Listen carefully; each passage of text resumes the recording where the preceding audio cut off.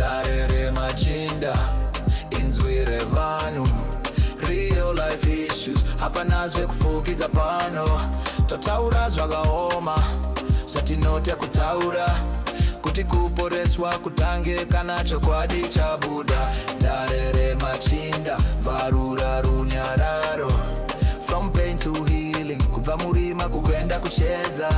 Tinotaura, tinoterera, tinodzidza pamwe, kuvaka upenyu, one man at a time. Dare Remachinda, this is the call. Varume vachisimuka, vachidzidza kusimudzana, chokwadi rudo neuchenjeri zvabatanidzwa, a platform yemoyo nemusororo. Dare Remachinda, this is the call. Varume vachisimuka, vachidzidza kusimudzana.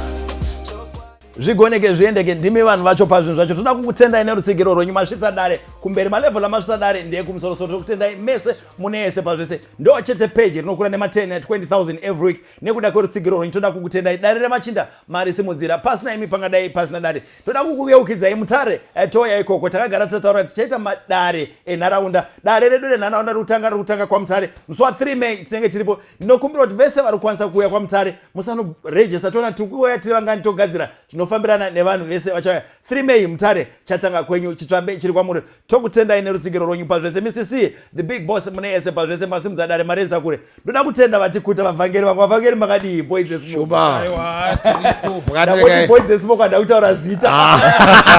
Navaona. Kuri sei vamari. Atofara. Ushonderangeri. Nazima waya makarwa. Salam alaikum. Madam chipo vangoti munhu wese ngaapfeke African. Ndikushamisika kuti koimi makapfeke chikoyo. Musina kutera zvataurwa. Tinotenda. Vamuparinga makadii mbangeri. Makarowa Iraq. Ndodzikisa fuel ya makarowa.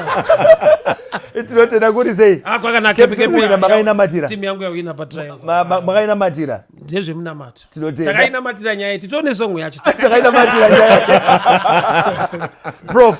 Ndekunoshumba munosimba here. So umwe mushamwari wangu unoza professor is such a lover. Pavakataura nezvemukadzi wavo I could feel it. Muri sei prof? Aiwa tiri maprofessor elove. Tichipa kuna mai vamwe chete. Elder, my last time makasiya matikandira bhomba imimi Elder. Mukati kubasa kwenyu kuda kukadzi maida tipindure kuti chipo pepe. Aiwa ndaida kuti vanhu vangoziva kuti zvamuri kurambidza vamwe muri kuzviita. Kuri sei kubva Elder? Icho uri kuchengeta. Tikakomplaina tingareve nhema. Aiwa tinotenda Elder. Vamarara gweta rangu. Range rebirthday renyu svondo. Yeah, true. Tinotenda mwana kuchengetai. Tuchengetwa. Akuwedzerei makore. Thank you so much. Tinotenda. Siyabonga toda kutenda Doves. Vari kuti Doves Finance uyaitibatsirane nevanhukadzi. Ichiri mwedzi weWomen's Month. Women's Month it's a time kana unoita business rako une pfungwa dzako dzekuita business but mari capital iri kushota. Tikuti enda kuDoves. Akawanda mabranches eDoves ariko. Vanokwanisa kukupa mari kuti utange business rako. Ende kaprofit kavanotora kapercentage kacho kadiki ona veDoves business rako riende mberi. Ndoda kutenda Dare Remachinda nekuti kuta kwamaita. Chingotega shamwari dzako modzana kuti dare ratanga. Nhasi ndichatanga nekuboys esmoko. Ndimbotanga ona vanhu. Aiwa ngazutanga ikoko. Siyawe ready baba. Ya ready. Tinotenda. Siyabonga. Mbunzo yedu kutanga mzora nasi makadive dare. Ndine brother yangu yange yakarora kwa mtoko. Akasiyana nemukadzi nekuda kwechipfambi. Zvino akuda kuendesa gopuro. Zvino vabereki vemukadzi vari kuti usaunze shereni segopuro. Toda mombe. Zviriko here zviri kunzi mombe ndio inobviswa pagopuro. Pamero professor wechiwanhu. Usina ukambura zvore.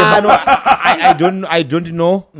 Kuti but normally tonzo kuti gupuro rine ingori shereni inongobviswa probably anzoziva kuti traditionally zvinofamba sei kuti zvino yanyanyoita maybe yanyanyopinda muculture pamwe ndisikazoti kumasvingo ndozvinoitwa here but pachatinongoona vamwe vachiitwa zvinongonzi bvisa mumwe anongopiwa dhora bhondi chairo munotongopiwa onzi chii I think ingori sign yekuratidza kuti tatadamburawo kama so probably vada kugutawo pakaitwa chifambi but I don't think it's fair.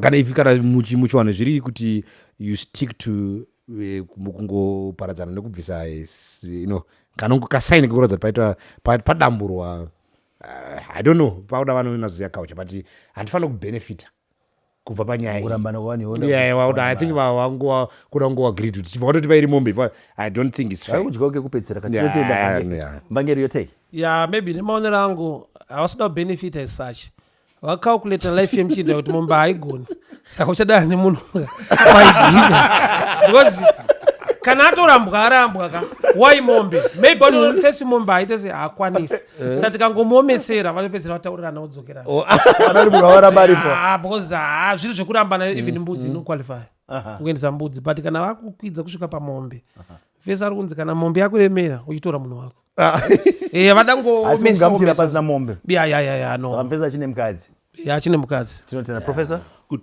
Akaita chifambi ndiani? mukadzi Okay. All right. ndiyakurambwa Okay. So, kana takuuya kunyaya dzekubvisa gupuro nekudi zvinhu zvaiitwa muculture medu marituals and kazhinji kacho what people forget, not just in our culture, just about in every culture, the ritual remains and people forget the meaning. Saka vanhu vanoramba vachizviita vachingozviita because the ritual outlives. Rituals are normally everlasting. Munoramba muchizviita but pasina kana meaning. Mukaenda kumakristu anambeu paanoita lord supper vanenge vachigeza natsoka vachizopana tuchingwa tudiki tuete iritual yasara but meaning yacho chai kuti pazvakatanga meaning yacho yanga iri papi. Ukaenda kulord supper twamusiri tuchingwa tudiki yaitova proper meal yaitodyiwa kutoti vanhu vaidya chingwa wine nefish dzaitodyiwa ipapa. But as time goes on the meaning is lost and people hold on to the ritual. Now, so when it comes to issues of marriage, nekuti macultures ese ari dynamic, hakuna culture iri stagnant. That's true. And culture inoadapta pachigerman tinoti Sitzleben to the life situation that people are living.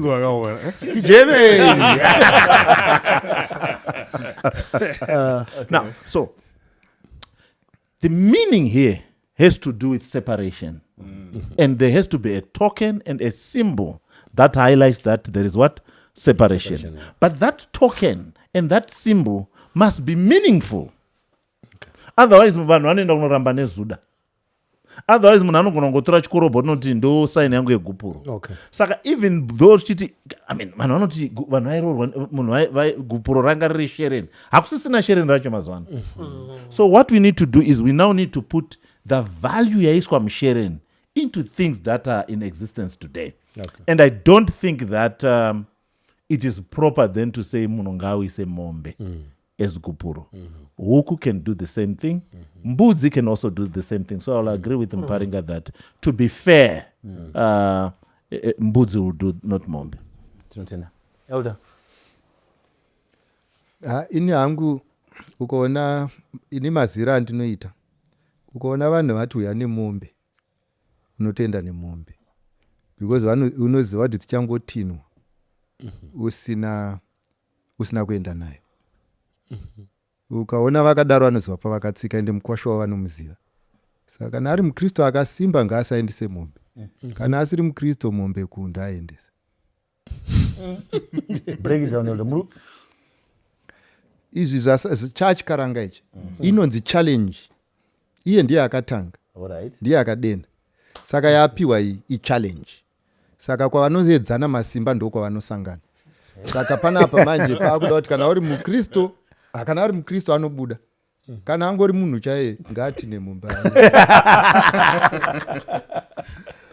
Tinotenda tsadayo kwamuri legally.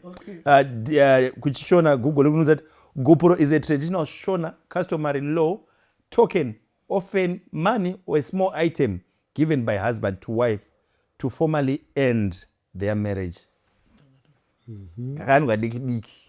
Yeah. So legally, kana msina uchata, amna kurorana at law. So the appropriate is not even divorce. So I was going to divorce her because they were never married legally. So things like gupura, I think I love the word Prof used. It's a token.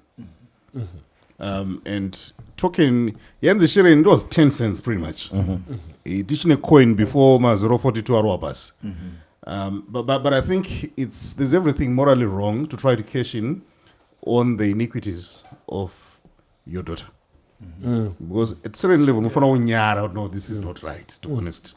Right ways, this is really not right. But you know, Zitka, as my family is a son of Anana. kusatokwana kwacho kunotowanikwa dzimwe nguva nemhuri chaiko so itore level kusatokwana iroti yekuti iwewe on top of utovadyirwa munhu wako iwewe kadadyiwa mombe futi dzimwe mombe dzakadyiwa on top of dzakadyiwa dhara autodyiwa imwe futi that's criminal guys but there's no basis yekuti aramba achigara munhu asada in law kana usada uchada because anodzingika here mombe anobvisika anetsi because why tine freedom of association yes so number one unotongobuda iwewe or number two unotora ndakaisa mari iri kurambwa then get a court order rinonyanidza stereki but I don't encourage people to get that level in court order because at times mevana and so forth yeah but anokwana family yavo But also, what you see there is something that is now very, very common, especially here in Zimbabwe, where when people are getting married, there is now commercialization of marriage, where it's not just, I mean, this one is the first of its kind, where divorce is being commercialized. But when it comes to issues of kurora chek, it's now a proper commercial enterprise. Proper commercial enterprise. And because culture is dynamic, I'm garambe mchiti, do you know, vanhu vachitanga kuita zvekuroora kareko vanhu vaibvisa mbeva mapadza and then as time changed vanonga vakuisawo mapadza and mapadza at that time were imports they were not local made, they were imports. So as time moves on, people put values that are imported from different cultures.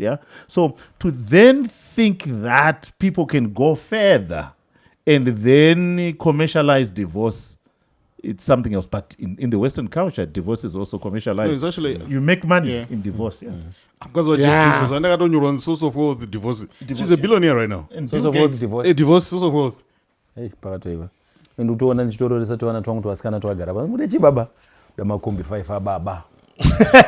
So you make money in tukuramba tingoenda ka. For no divorce you make money. All of interest. Yeah, but I think based on tabata manje. Adisi kuti amuchitaura kuti chipanya kuti zvinofamba sei. Then now botara kufunga kuti tikuti mombe waendesere because pane nyaya. Because mombe kaistataura kuti panapa zvinongoitwa pagupuro. But kwakanzi kudiwa mombe. Haagona kuzinda neepisode yedare. Kuti aka mombe aendesere. Achiti muri kunzwa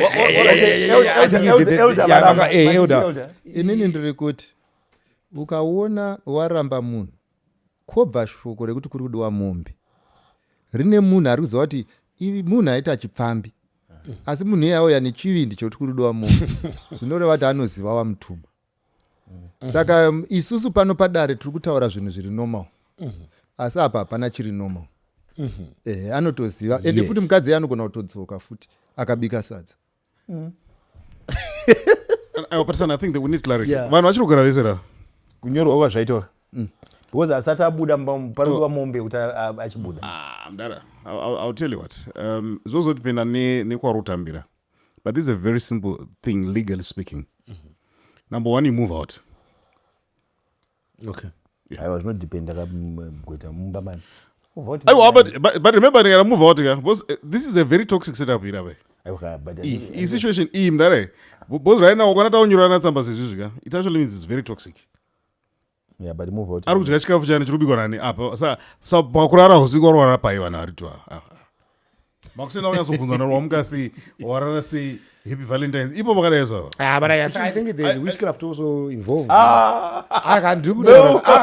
ende Phathisani zvotaurwa naMarufu. Yes. Imagine kuti murume wacho asitombobvunza arutobvunza muning'ina atinyorera tsamba kahasi uwo kuitwa drama atori boza muning'ina ndiye ari kuona chinhu ichi ari kukura kati zviri kwere izvi because I think there's also witchcraft in it because wana vanogara pasi but mombe inomboita mari ngaingoenda ina basa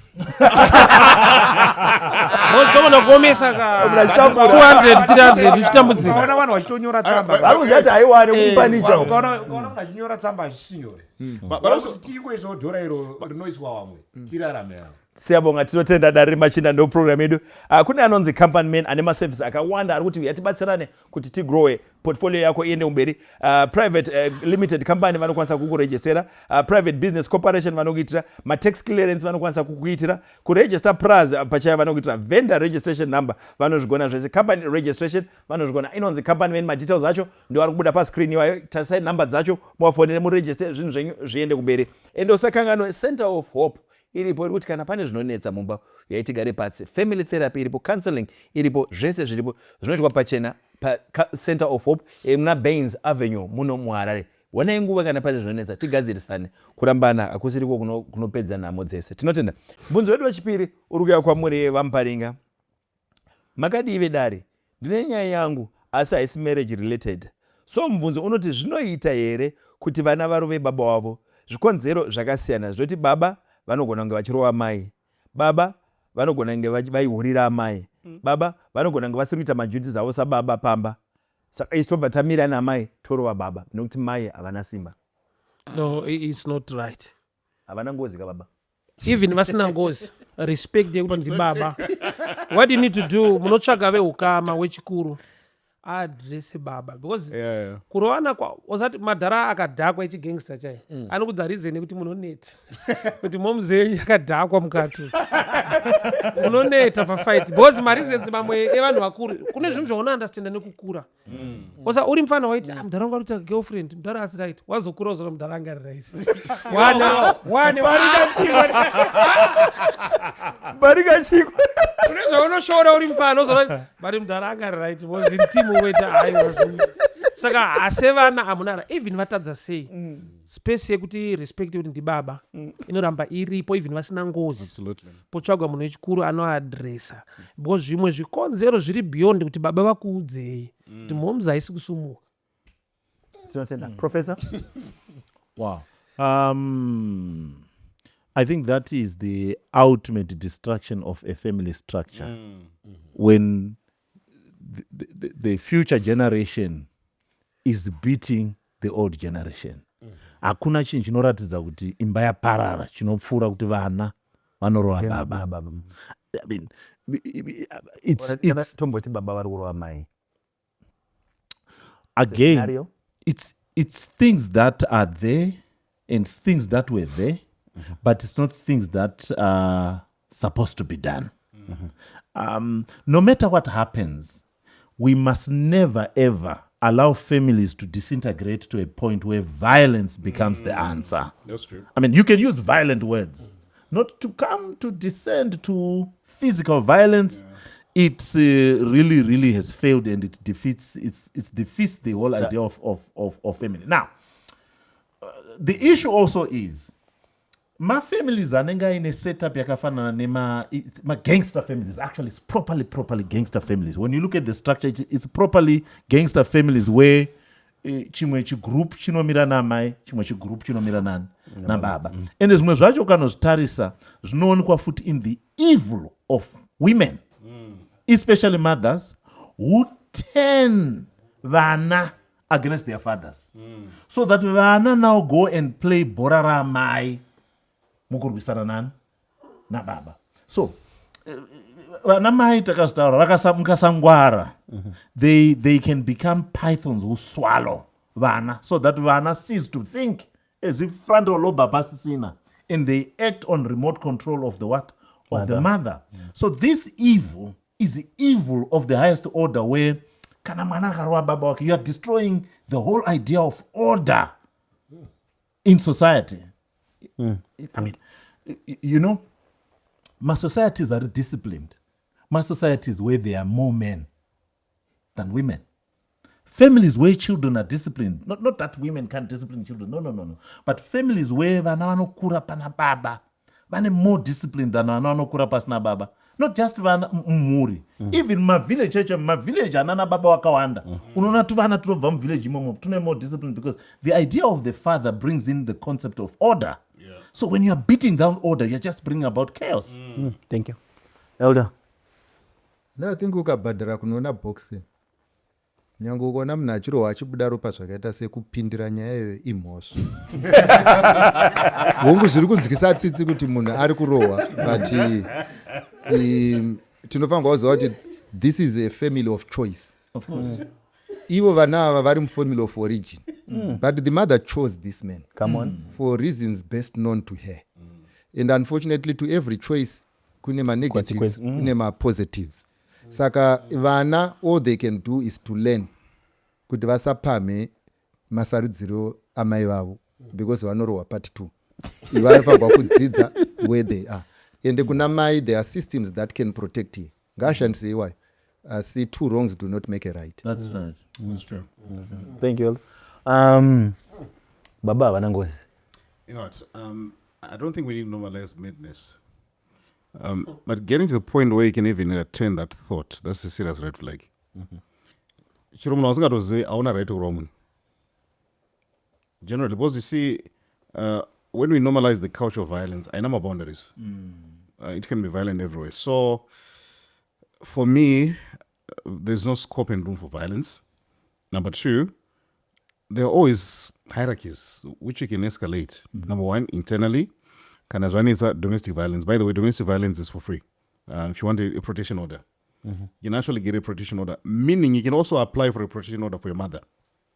No, you can actually apply for her. Oh. Yeah, you're actually allowed to.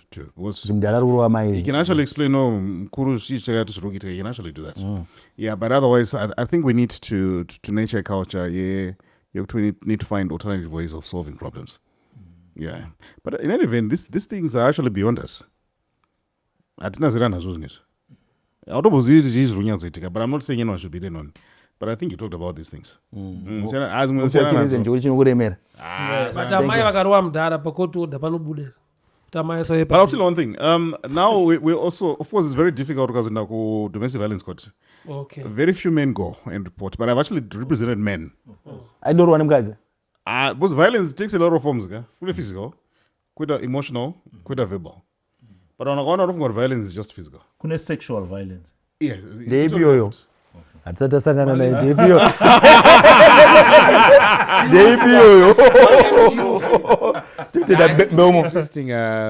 mapoints ari kuitwa raised, but I think idini mudhara anofana kurohwa. Aiwa murekedze. Aiwa unogovhundukeko mukuru wakadzi kudzimba Mativa Marufu. ndikuti I think mudhara anofana kurohwa. Okay. But maybe not newana wake. And if we are saying, I think I read a verse inoti shamungairi kubva pamusana webenzi. I think akapane mubenzi ka. Listen, because if you are a fighter, you know what? Violence also excites. I'm a lawyer, guys. A lawyer muchataura. Are you on there? I'm also a Bible student. Bible iri kuti shamu pamusana webenzi. I think pane ubenzi anditi. Violence, I think, also excites the waste passions of the flesh.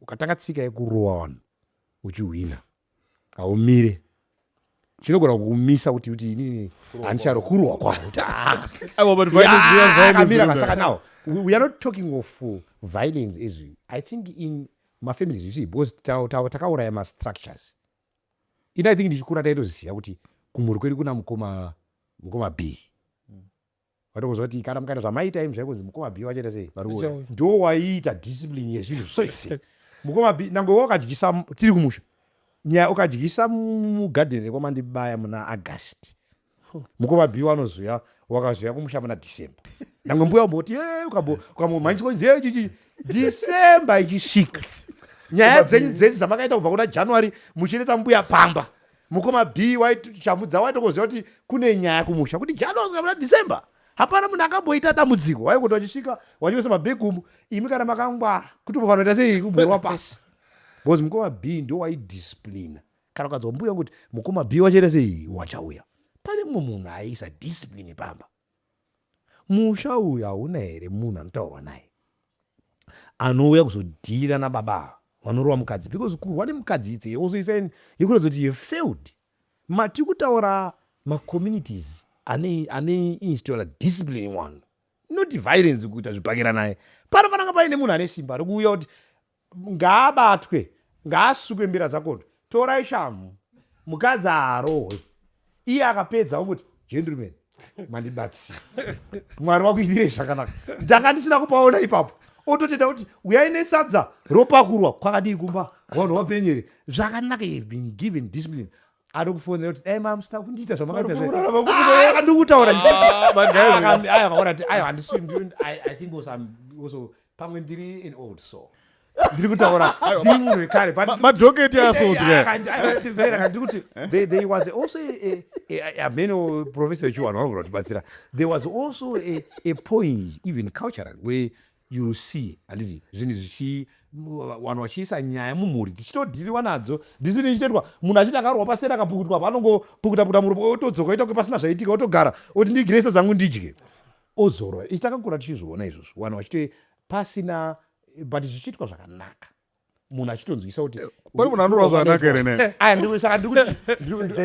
saka andizivi hangu but ndiri kuti vana ava dai vanga vaiti mastructures akanaka wane kokuripota nyaya yavo kune vakuru vaigona kuti vabatsira but isusu we are married also but I think even ndikada kunetsana nemudzimai pane dzimwe nyaya tiite wana wachiona tinotodedzana topinda mubedroom tovhara door totanga kuita Kurowa mukadzi nokurowa mukadzi totanga kutaura nyaya dzedu kuti iwo pakati so that vana havatori tsika yekuziva kuti pambana panoshota tinototaura tiri pakawanda kuti apo wakanganisa amushaudhane wana wachiona. Now in Shona culture you don't find that where people resort to violence, even in the biblical discipline, culture. not violence. No, okay. Even in the biblical culture, I think because discipline is not violence. You can discipline without violence. So the Bible then says, I think it's the 5th commandment, kudza baba vako na mai vako mazuva ako awedzera. Saka kunyangwe baba vasina ngozi vane mnyama. You cannot, of course, you cannot touch your father and get away with it. Handida kuti wana Prof. Ndati vana ngavatsvake munhu muhombe anovabatsira. So discipline baba. So within our culture kwaiva nezuva rainzi zuva rerupasa. Zuva rerupasa ranga riri zuva rekuti muri munogara. Magara munhu nemunhu anotaura zvichemo zvake. Musi wezuva rerupasa unogona kutaura baba kuti imimi zvamuri kuita zvekurova maisi vana hatizvide. And on that day you could say anything to your father and not be accountable after. Mapedza zvezuva rerupasa kana zvapera zvezuva rerupasa hapasina futi achataura zvataurwa muzuva rerupasa. That was a way of bringing in checks and balances within the structure of the home. There was never ever a solution that brought about violence against the father. Never. No discipline, Professor. Violence, you are using a violent word. But in looking for discipline, no, it's important. We install through you. Now, ultimately, we need a practical solution. We have already someone Aruta experienced violence. The bottom line is there are remedies legally available. And by the way, you can instantly get an order for protection. Meaning, go to court, you can actually get an order urgently. But my family's, my levels of paying no say, where, advice, you're not even wrong. But now things have changed, eh? Dynamics have changed. In the process of trying to discipline, you're in queue. Models are not discipline, me that get. Yeah. So let's chief arai. Marufu, you said it's okay. Muparinga, you said? Yeah, we want to my elders to go to vana baba mdiki naana baba mkuru vana vachitaura ne brother yavo ngavasarowe baba. Kungoiona sezvavanoita TV vodzidza kubva pazviri, otherwise nyaya iyi vadhara tovaziva ndakudhara.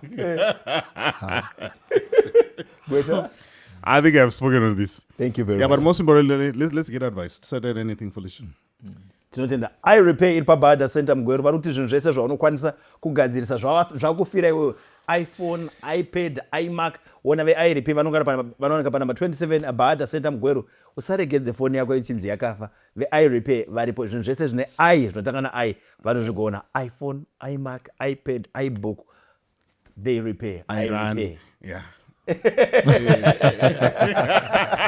Tinotenda namba 27 bhadha center ende usakangano center of hope iripo iri kuti kana pane zvinonetsa mumba yaitigare patsi family therapy iripo counseling iripo zvese zviripo zvinoitwa pachena center of hope muna Baines Avenue muno muHarare. Wanai nguva kana pane zvinonetsa tigadzirisane kurambana akusiriko kunopedza nhamo dzese. Tinotenda mubvunzo uri kwamuri Professor. Maswera sevedare ndiri murume ari married one kid tine makore ari pasi pe30. Mvunzo wangu nhasi uri kuti muimba yemukati zvinoita here kuspenda a month or more pasina kusangana pabonde muchirara muimba imwe chete? Ukada kubvunza kuti why unodzwa ma different reasons, ndinovimba muchandibatsira ndo imba yacho here? Hazvigoneke ka. kuti muite more than a month musina kusangana semukadzi nemurume. I think legally will tell us that Wesane anonzi ma-conjugal rights. Bible chaimo, Bible nototiro. Even when you're fasting, you have to agree so that you don't Be tempted by the devil. the marriage bed does not suffer and you are led into temptation. I think this woman is abusing the husband by central locking, and again, she's playing with fire. You cannot do this for a very, very long time and not pay later on. You know, musystem yedu sevarume anditinogadzira masoja anogadzirwa after every 72 hours. And masoja ayo kana aungana azara pabattalion akasashanda kunogadzirwa futi mamwe. You know, there is reinforcement that comes after every 72 hours, and they are all wanting to go to war. Zvino kana mukasavapa hondo kuti vaende vachinokambura, Vanoenda kusadhaki. hondo dzesadhaki vanoenda kuirani. Vakaenda kuirani, then mochitanga kunyora tsamba manje makuti murume abuda adi. Married people need to understand, especially women, they need to understand that there are decisions that you do that has consequences. And when the consequences then come, they also come zane wazukuru and grandchildren. This idea of central locking and punishing men by not giving them sex, the person who will suffer at the end of the day is the woman. So she's playing with fire, and kumuruma ari kuitwa central locking system. Rambai makashinga but mkaona Iran. Adzirwai hondo tinotenda elder. ina I think kuti zvinoitika muvanhu kuti kana mukakanganisirana munhu anotsvaga nzira yaunonzwawo kuti ndarwadziwa, unzwisa bhata, anoda kunyatso kuti unzwe bhata. Saka haasi kungoramba, pane zviri kuita kuti ati unzwe bhata. Itype yemusoja waakatora, dai aida munhu wechechi akatora zvevechechi. Itype yemukadzi wake inoda kumufikisa, ende nhamo yacho handisi kuona ichisiyana naye kusvika munhu yatendeuka. Zvakaipa zviri kuitwa nemudzimai uyu, hazvisi zvinhu zvatinoencourage, but unfortunately these are some of the choices that we make and we find ourselves in a mess.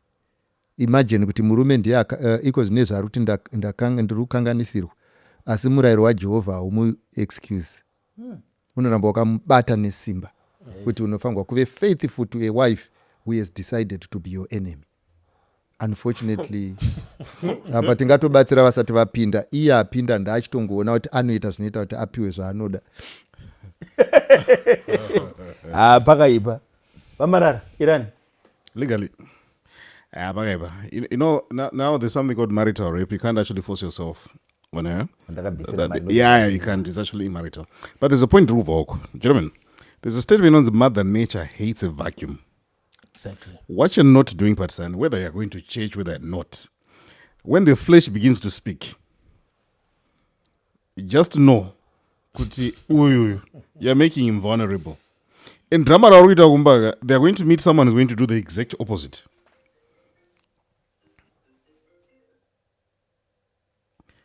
Just always know that they're going to meet someone who's going to do the exact opposite. So right now, my issues, deal with the issues. But weaponizing intimacy is the highest level of foolishness. Phathisani, do you know what sometimes I don't cheat on Udara? I don't go to Udara. Hey, so that's one of the things you need to realize. You'll lose more, But literally, once you continue doing this, marriage, that becomes one of the considerations to show that the marriage is irretrievably broken down. Because one of the fundamental duties for marriage is actually intimacy, conjugal rights. Kudara could actually go to court to compel a part could deliver my conjugal rights. But now knows a messenger of court can sheriff. No, you can't do that. Yeah, so another it. Tinotenda msakanga uri mutare tindarira renharaunda 3 May tinenge tiri kwa mutare tichauya tigoungana tigare takawanda timbovaka Zimbabwe inoenda mberi. Varume tikabatsirana nepfungwa dzedu pane zvinobuda ende zvinobuda zvacho hatizvishayi. Totenda nerutsigiro rwenyu pazvese 3 May Mutare tine dare renharaunda. Vada kuti partner vanda kuti tishande tese padare renharaunda batai namba dziri kubuda pascreen penyu dzakanzi chipo ndianoita zviendeke pazvese. Tinotenda. Mbeumo wainzwa sei? Yeah, I think Bible rinoti varume idai vakadzi wenyu. Ndozvane Bible. Vakadzi vachisisa pasi. So ndofunga kuti kana wakaona wasvika pakunyima bonde wakundikana. Yeah? Yeah, ukaona kuti mukadzi akuti kunyima bonde watokundikana iwo. Inini manje? Because ndo basa rako manje. Pandikunyima. Ndo basa rako. Yakundikana chii? Ndo basa raunotoita because you see anoto-creator nyaya yacho kuti ifambe murume. Saka even unofana kutsvaga because anofana kutsvaga ma issues ari kutaura mukadzi ari kucommunicate because vakadzi ma emotional beings. So ari kucommunicate nema emotions ake. Iwe uri kunyora tsamba kudari. Handiti. But une ma issues pamba. Saka nyaya yako haisitombori patsamba, nyaya yako iri pama issues aurifana kuaddress. Mumba mako mukadzi ndewako. Handiti. Wana bonde ipfungwa Phathisani. Saka ufana kungwara manje. Pauda murume akatongwara. Kuti kapa bozo wakapfekerwa jini ka. Ndio rakapfekwa rakasukwa rine belt. Saka uchada chine simba rokuti utanga kuona kwa uchatangira. Haana sketi munhu wacho ane jini ne belt. Magumbezi. Saka unofana kungwara unofana kuti une zvidobi manje. Aya unofana kuone zvidobi baba. Kana uta spider baby. Aya wakonofana kungwara ka. Unofana kutongwara because watoona kuti ndofana kunge ndine chandakakanya. Because munhu ko. Kuita zvaari kuita izvi pane zvandakaita. Saka chitsvaga nyaya yacho kuti yatangira papi takatanga kunyimwa nabomiripa mwedzi wese wakachila uri mhanzi masoja 72 hours. Ari kuitei sadaki. Ayo kata kutomudhauta iye ka. Kuti saka anotaura kuti anga achingopinda achibuda 72 hours kuti wadzigenerate words. Saka pakawedzera mwedzi woita sei? Saka ana kuti timuudze padare vana kuti buda. Enda panze. Sateererwe. Manje muda kuti katiri kumutaura murume kaida mukadzi. Tsvaga igadzira zvidobi zvinoita kuti belt ribviswe. Jini rapo. unomboziva kuti vanhukadzi havanakidzi. Unopinda mukicheni achibika so woti kanimboedza kuita romantic ndimire mwacho. Can't you see what I'm doing? Ndombobika. Saka kuti saka murume ndiafana kunge atori roma iwo dambudziko ndokuti kuti mukadzi ave romantic. Ndiwo unofana kuti ana I love you. Anotaurwa newe. Wakadzi kuti love you too. Manje iwe utonzi I love you. Iwe kuti love you too. Anofana kunge ari responsible mashoko. Anotapira kandaka. Anoona pata inyora even tsamba. Uchitanga kunyenga munhu ngozikatanga kuti aufa. Gozi unaita aufa chi. Waitanga kuti first and foremost I would like to thank God who have permitted this pen to vomit on this paper. It's softer. Ayo kamungu. Igoreribi rimdara. Igoreribi takura tsamba kaizwa baba. And I kiss before you open. My grade in 3. So I think then we are listening to what also Machando is saying. Kuti pane ma issues. So what he needs to understand I see nyaya kuti afunge kuti saka ndakadumesera manje inini ndakatoguta kuti he must not brag about it. No, but I think what he must understand is kuti he has my issues in his home. Ngaanotisa kuti chii chiri kuitika and also kana ari akakanganisa kuti mukadzi wakane mamudzi ngaaoneka posi munhu akarora dzidza naye zvakakosha kuti mumwe wangu kana akakatsamwa pamwe itimu rume yose rinoti kana rikamboenda kwaraenda rotora nguva so akufana kuchenjera semurume ina handina advise yekuti angabuda panze I think ayo nyaya sekubuda panze unevaseni ngabude panze ndakupusha Marufu wotora simbi wondirova ndofa yako imedha yangu yaassault watadzirwa wakutadza more nekushayiwa wisdom yekuendela chinichi ko ndoyatadza here and again atadza mufesi ko ndoyatadza alright so ndanchida kuti ukaona uchisvika pamusha pevanhu waakuita zvekusaidzirwa imbwa vakambokuudza vakaona kuti haunzwi unodambwa hakuna nyaya yaingotangi yakangodaro ine kwayakatangira but we are not saying it's wisdom iri kudemonstratwa nemukadzi tiri kuti wisdom but kushaya wisdom kwemukadzi kunoratidza kushaya wisdom yemurume kuuya naye. Saka ukauya nemunhu asina wisdom, do not expect wisdom nekuti wauda munhu wokurara naye. Unofanirwa kudhila naye zvamaidhila muchiita kusango ikokoko pachidofo ichocho, because wauya nedofo rako dhila naro sedofo, kuti tichiti aite wisdom manje yekuti 30 days here haipo wisdom iyoyo. Saka ngaatoziva ndakarora dofo. We can't go that path and sanitize a husband and a wife where a wife is now behaving like Highlanders to a husband who's now dynamos. This family is in a state of dysfunctional personality. And it can't be sanitized such that and if all families were to say pane zvisiri kufamba saka ngatisungirane. I mean, all our families ziri kufamba, but kune zvisiri kufamba. And this is what we also need to know. And this is what we also need to teach. This is what we also need to teach. When women do that, they are going to suffer. Tese tinogona kusamudza murume kuti buda. But iye ane vakutomudza kuti say buda. And women need to know that kuti ukasungira murume wanobuda varume. Tinotenda. Because again, and this is what we use in counseling. To counselor even when other things are not working. Ngaikambure kondo yatadza here. Yataurwa nauitara ati ngaikambure kondo yatadza here. Uchaziye mudhara yokuti unopedza mwedzi wese. Wokudya mari yefodya. Mudhara azodzokera kumba zvikanzi namai haiwa ngaiwe hayo haiziro yakadya mari yefodya. So again, when your husband also kuna rume wanosungawo mari. Kuna rume wanosungawo mari kuti kana mukadzi atadza kuita zvakanaka anobva asunga mari. We can't allow our families to descend to a situation where tinoita masanctions to each other. It doesn't make sense. Whether uri benzi rakaita sei. Zvimwe zvinhu ngazvishande. Kuine zvimwe zvisiri kushanda. Kuti mugadzire zviri kushanda. Zvinoshanda ngazvidi. Listening, bozi, listen. Nyaya tiri kuunza padare nevarume vachidiscussa nyaya. We are losing. That's common sense. That's logic. That's what you're saying. But women don't reason from cause to effect. My emotions do atiri kudiscussa. Tiri kuti murume webozi ndiye ane logic mumba. Zvatiri kutaura. But my emotions are majuwe guys. Akapateni zvatiri saka murume ndozvatiri. Yeah, you see the point that is iri kureswa is valid kuti iwewe munhu ndewako. Handiti ndiye uri mukadzi akadai. Mune vakadzi vari simple yekuti even majika mari kufodya. Warikuti ndiyo yatadza. Makaropafadzwa uya haana. Saka ndopatiri kuti wasina kuropafadzwa wakufanira kuchenjera kuti isiri yakutadza yanyimwa futi wari kunyimwa wese. Metse hapana ndichanowana. So ngachi munhu wake tikumuti isusu akati iwo fanika ari uyu haatobude ise kuruguro ndatsva. Shiramo ngaachenjere kusvika agona kubvisa belt nejini ozotinyorera kuti warume iko zvino iri kudya. Ndakukambura kuti ndine mubvunzo asi kuti ivo varume ava toda kuve fair. Tiri kuti here women are sexual tools vekuti vanofanirwa kuita zvatinoda even if all the other communications have failed and there is only one communication that you understand. This man never wrote to us until this happened. That means he understands this language. So can we say to he who is writing a letter, do not write this type of a letter? Atsvaga panorwadza munhu wake. Paanonzwa. Yeah, pakuti wedra mataura kuti let's try to be fair. Hazvisi fair. Zvagara hazvisi fair. Vakadzi vane disadvantage pamasetups emarriage akawandisa yekuti kana uda kuedza kumunzwisisa kudii vari kudisadvantage. Ukandinyima murume akabva nemwana panza apa tine matariro atinoita.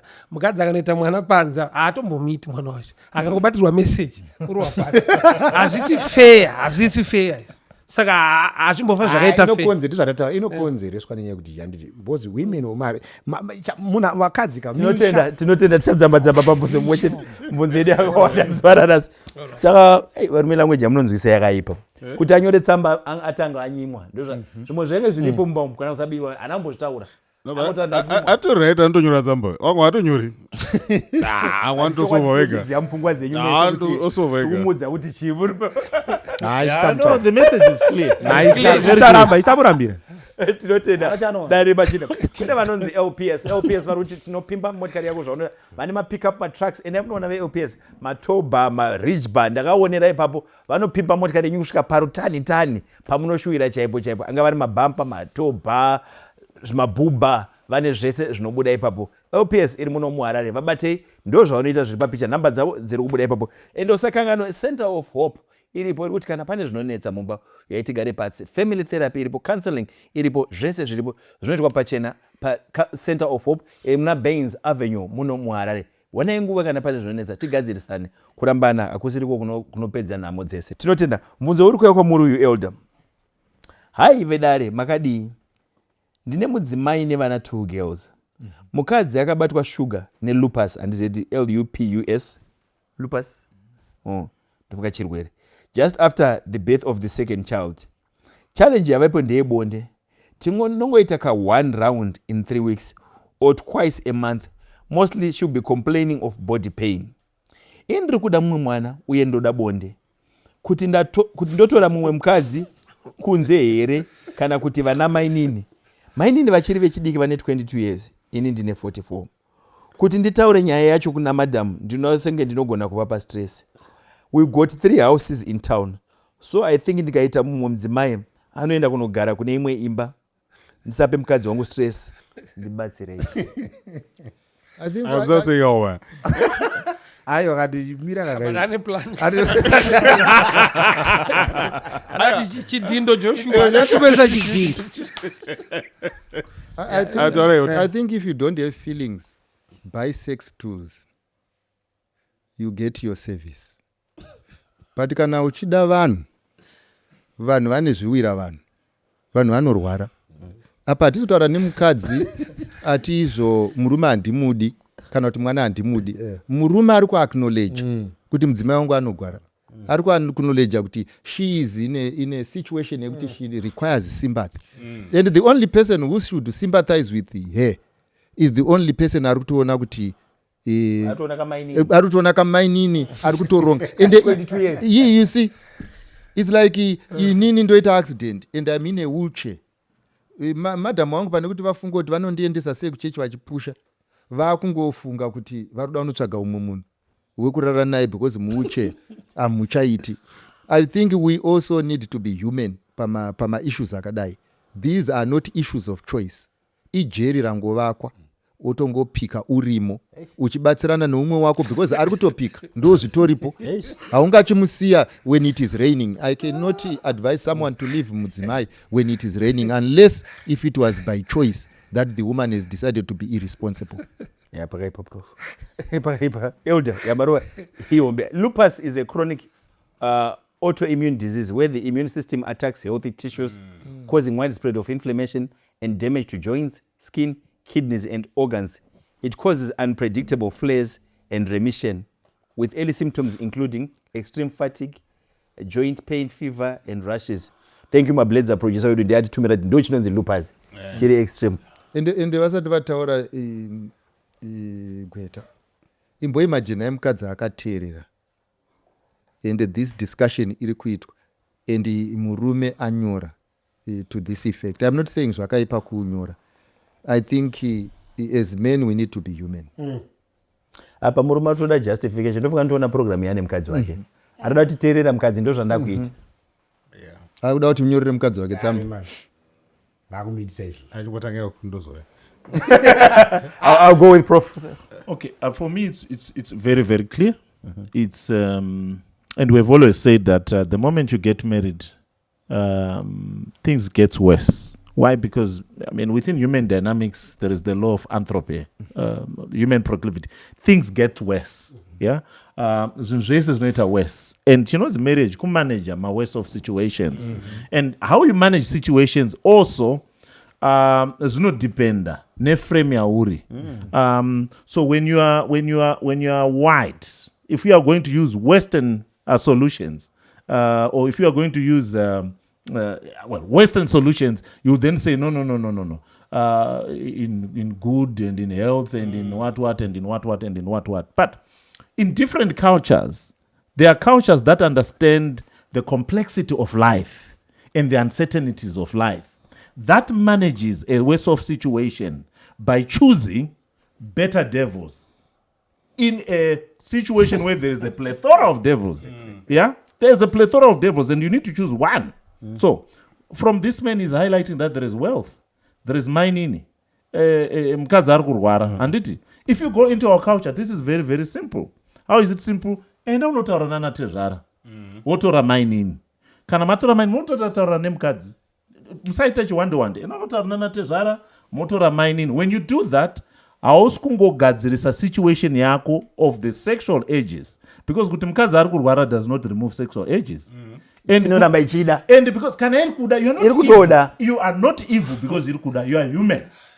Saka mukadzi akarara apa achitodikitira neshuga inenge ichitoda hausi evil. Muparinga akataura kati parufu 5 minutes dzinobuda uchichema chaizvo. That is very very human. To emphasize the ideal does not take away the humanness in human nature. So my advice is go cultural. And what do we do cultural?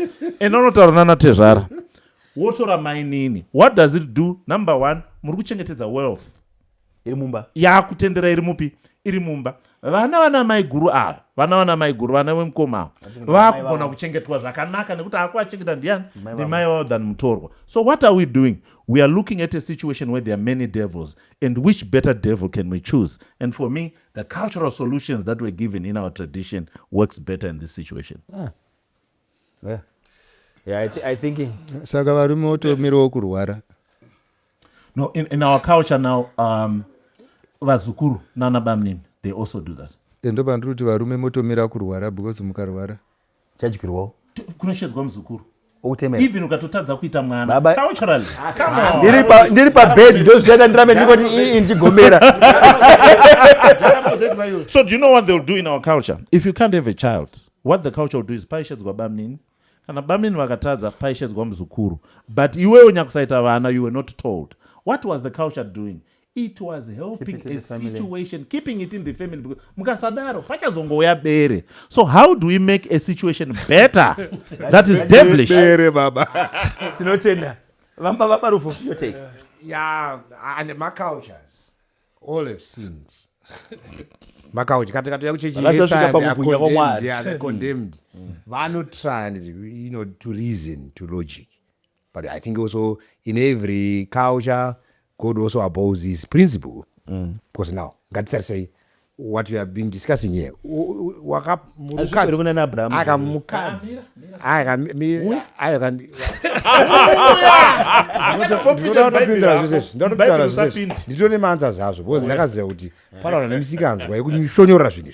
But listen, let me also say, say maybe zvatapiwa ndini ndakatora munhu ari mutano asingarwari well, ndini ndakamupa nhumbu akadzoka akurwara nhumbu iyi ndobva yamurwarisa ini ndini ndakamuita izvozvo. Now ndakuti ayokaiuva but guys nokuti mubiri yakonzera lupus mutsamba ka tikutora zvataurwa mutsamba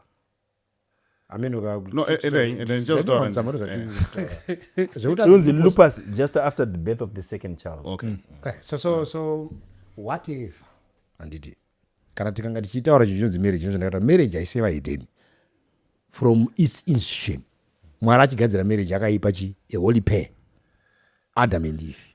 Kotona uri kupinda marriage anditi mathoughts awo anditi uri kuona zvatikuita saka izvi tiri kudrive pfungwa yekuti marriage kachinofamba pairi ibonde kupfuura zvimwe zvese zvatingazorizina ina handizvizive ndotanga kuzvinzwa pano. But zvandinofunga ini zvandofunga ndezvekuti mukadzi wangu akararama mukomana udanzi tichiri kuiteiko pano nemunhu mainini hamuna kuwaona ndipe mainini ndimboguta. But wona kamukadzi kawo handiti ane maoko ane dzimwe nzira dzekufara newe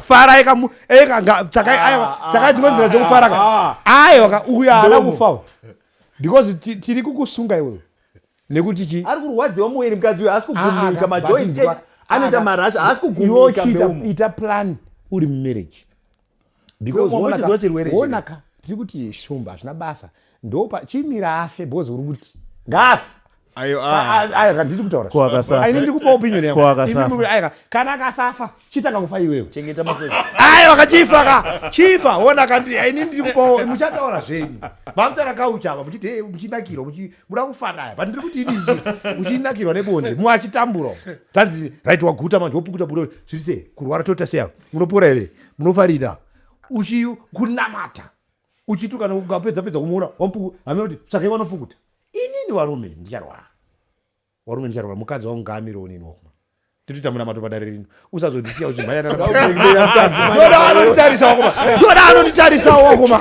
ndakararapa hanzi waina wangu hanzi wambopinda muimba yemukati wakufara handina hangu ndiri murwere asi mukadzi wangu wakuma ndichiri upenyu musadaro nechiwanu musandiudzirewo chiwanu munondikwadza ndamwe ndichirwara zvakafanira kuti sikaswa nyaya yefurwa kwako uchiri upenyu waita arwara munhu toita naye hachara unoziva give a solution. You're going all over. Give a solution to this man. ndikutomuudza Kuti aite ndatomutaurira kuti iwewe kaona kwaunoenda munhu ndewako iwewe kana wafunga kuti achanonoka kufa nekuti unoda bonde chinamata utange kufa iwewe because marriage yawakapinda nditi ine kusvika uchiparadzana manyama imwe bhaibheri rinoti kana wanyama unorwarawo naye kuti kasanamatira kufa kunamatira iyo kuti ipore zvese inyarara izvozvo in fact Phathisani uri right kuti murume is the priest of the house kana akadzokera kuculture kwedu ndiaifanirwa kunamatira mukadzi wake kuti apore weakness yekuti mukadzi aroramba achirwara inoratidza the weakness of the kind of priesthood that we have azvipo zvinosiyana takutotsvaga kunze pane kuti arape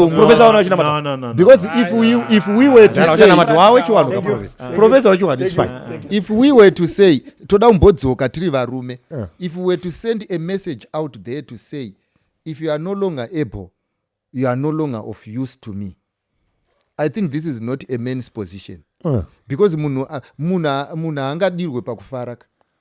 It's for better for worse. It's for better for worse. Iri kuti uri kungondida for better and for worse I'll find alternatives. I think it's not. It's not human. Maybe inyaya yekuti tiri kuidiscussa iri kumaoko emwe munhu ikauya kwauri unoona in a different way. Mafactor kutaura akanaka munhu achizviita kuti tsviramo munhu wako wakuda chinopisa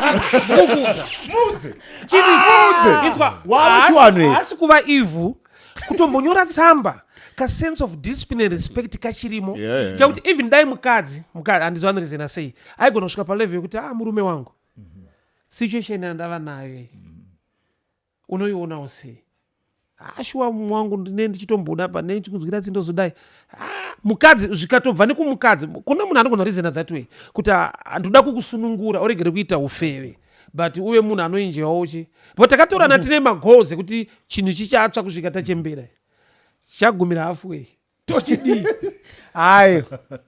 muongo I remember professor you once said sometimes when you really love you must loving means letting go at times. You see, I mean, we are not throwing away ideals. And it's one thing to be sentimental and to be feelings about it, but if this person is to come to me for counseling, this is a real problem.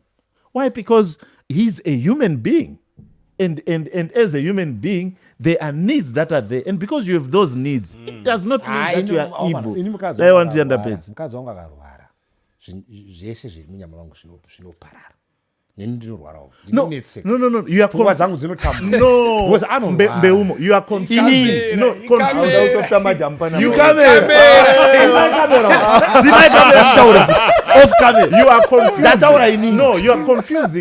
you are confusing a good desire with human nature.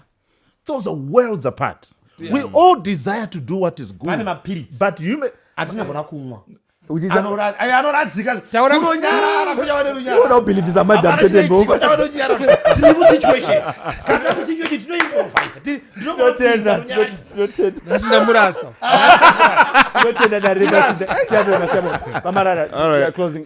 guys, just as simple as you might want to think. Yeah. The bottom line is chirosina mari uchanzwa nzara. Inwa mapiritsi. Secondly, the fact that your partner is indisposed is not going to stop the fact that you're going to have feelings. These are real things that we need to confront. Yes. Number one, whether you like him or not, under integrity. Out guys, in tripama wana so. So you know what I think? Number one, communication is very, very important. I'm not saying you're not important. I'm not saying I'm going to divorce you. Yeah. I'm what do we do? And also, I don't want us to be very prescriptive in terms of what to do this, do that. Marriage is one door, man. I want to be honest. Do you know ukatozova indisposal kudaro in other places is actually ground for divorce? Yes. Titongori muno Zimbabwe. No, I was watching one documentary. This guy got paralyzed completely, and guess what the wife does? Divorce. Yes. Because the guy had anything. Mukadzi wakaroora wana vari paralyzed. We've heard of mukadzi ari kutodana nemurume ari paralyzed. Watotoziva kuti tikangota setoziva kuti hapana chabuda izvi nopinda mubhedu. But because of love. Because love. Love goes beyond the business. Atisalepedza point yangu yawa. In 30 minutes, Marara. Ndruti Phathisani, it has to go back to the people in the marriage. Have a conversation. And the conversation is, okay, what do we do? Zvakamira sei. But otherwise, kune inonzi armchair approach kana mukazostadha mutemo. Armchair approach kana wagara panapa, it's easy to give my solutions. No, don't do this, don't do that. Why should you do this? I don't want to do an armchair approach because I'm not in those shoes. Yeah. Thank you. inini ndoda kutaura kuti marriage haina kugadzirwa nevanhu nepfungwa dzevanhu. There is an author of marriage and he makes decisions on issues like this. Marriage is not an area where you get sex and satisfy our best passions. Marriage is relationship. Kana relationship yacho yakusvika pakuti munhu akutongwa nenyama kudarika zvimwe zvese. I don't think as men this is the way that we should take. We need to sympathize with our women. And the same must happen with women. I need to sympathize with them. But kana takutora sekuti kungorara and kana apedza asingachakwanisi kurara, then she is a disposable. No. I never said she's disposable. Just for the record. Elder, uya asikuramba mukadzi muno. Thank you. No. Ari kutaura. No, we want to be very practical here. Mukadzi ari kuda musiya kumba kwake ane yake. Mukadzi wake bata kutoenda pabarika now. Uyu number one. Because remember, we don't know kuti vanhu vakachata, is it a civil marriage, one husband, one wife? And secondly, I don't want to assume that everybody is a Christian. No, I'm a Christian. But now the reality, culturally, there are remedies. Whether we like it or not, kune remedies ariko. And this idea of wanting to postulate marriage as a prison is not even consistent with biblical principle that we find. Even in the initiation of marriage, there are options that you find in the biblical narrative. But it's there in the biblical narrative. So we are saying, as you highlighted that all cultures are evil, there are options. We must not treat this idea of marriage and making it a prison where there are no options that makes a devilish situation better. Vakadzi vasingarwari kutombusiwa. Satamene varume.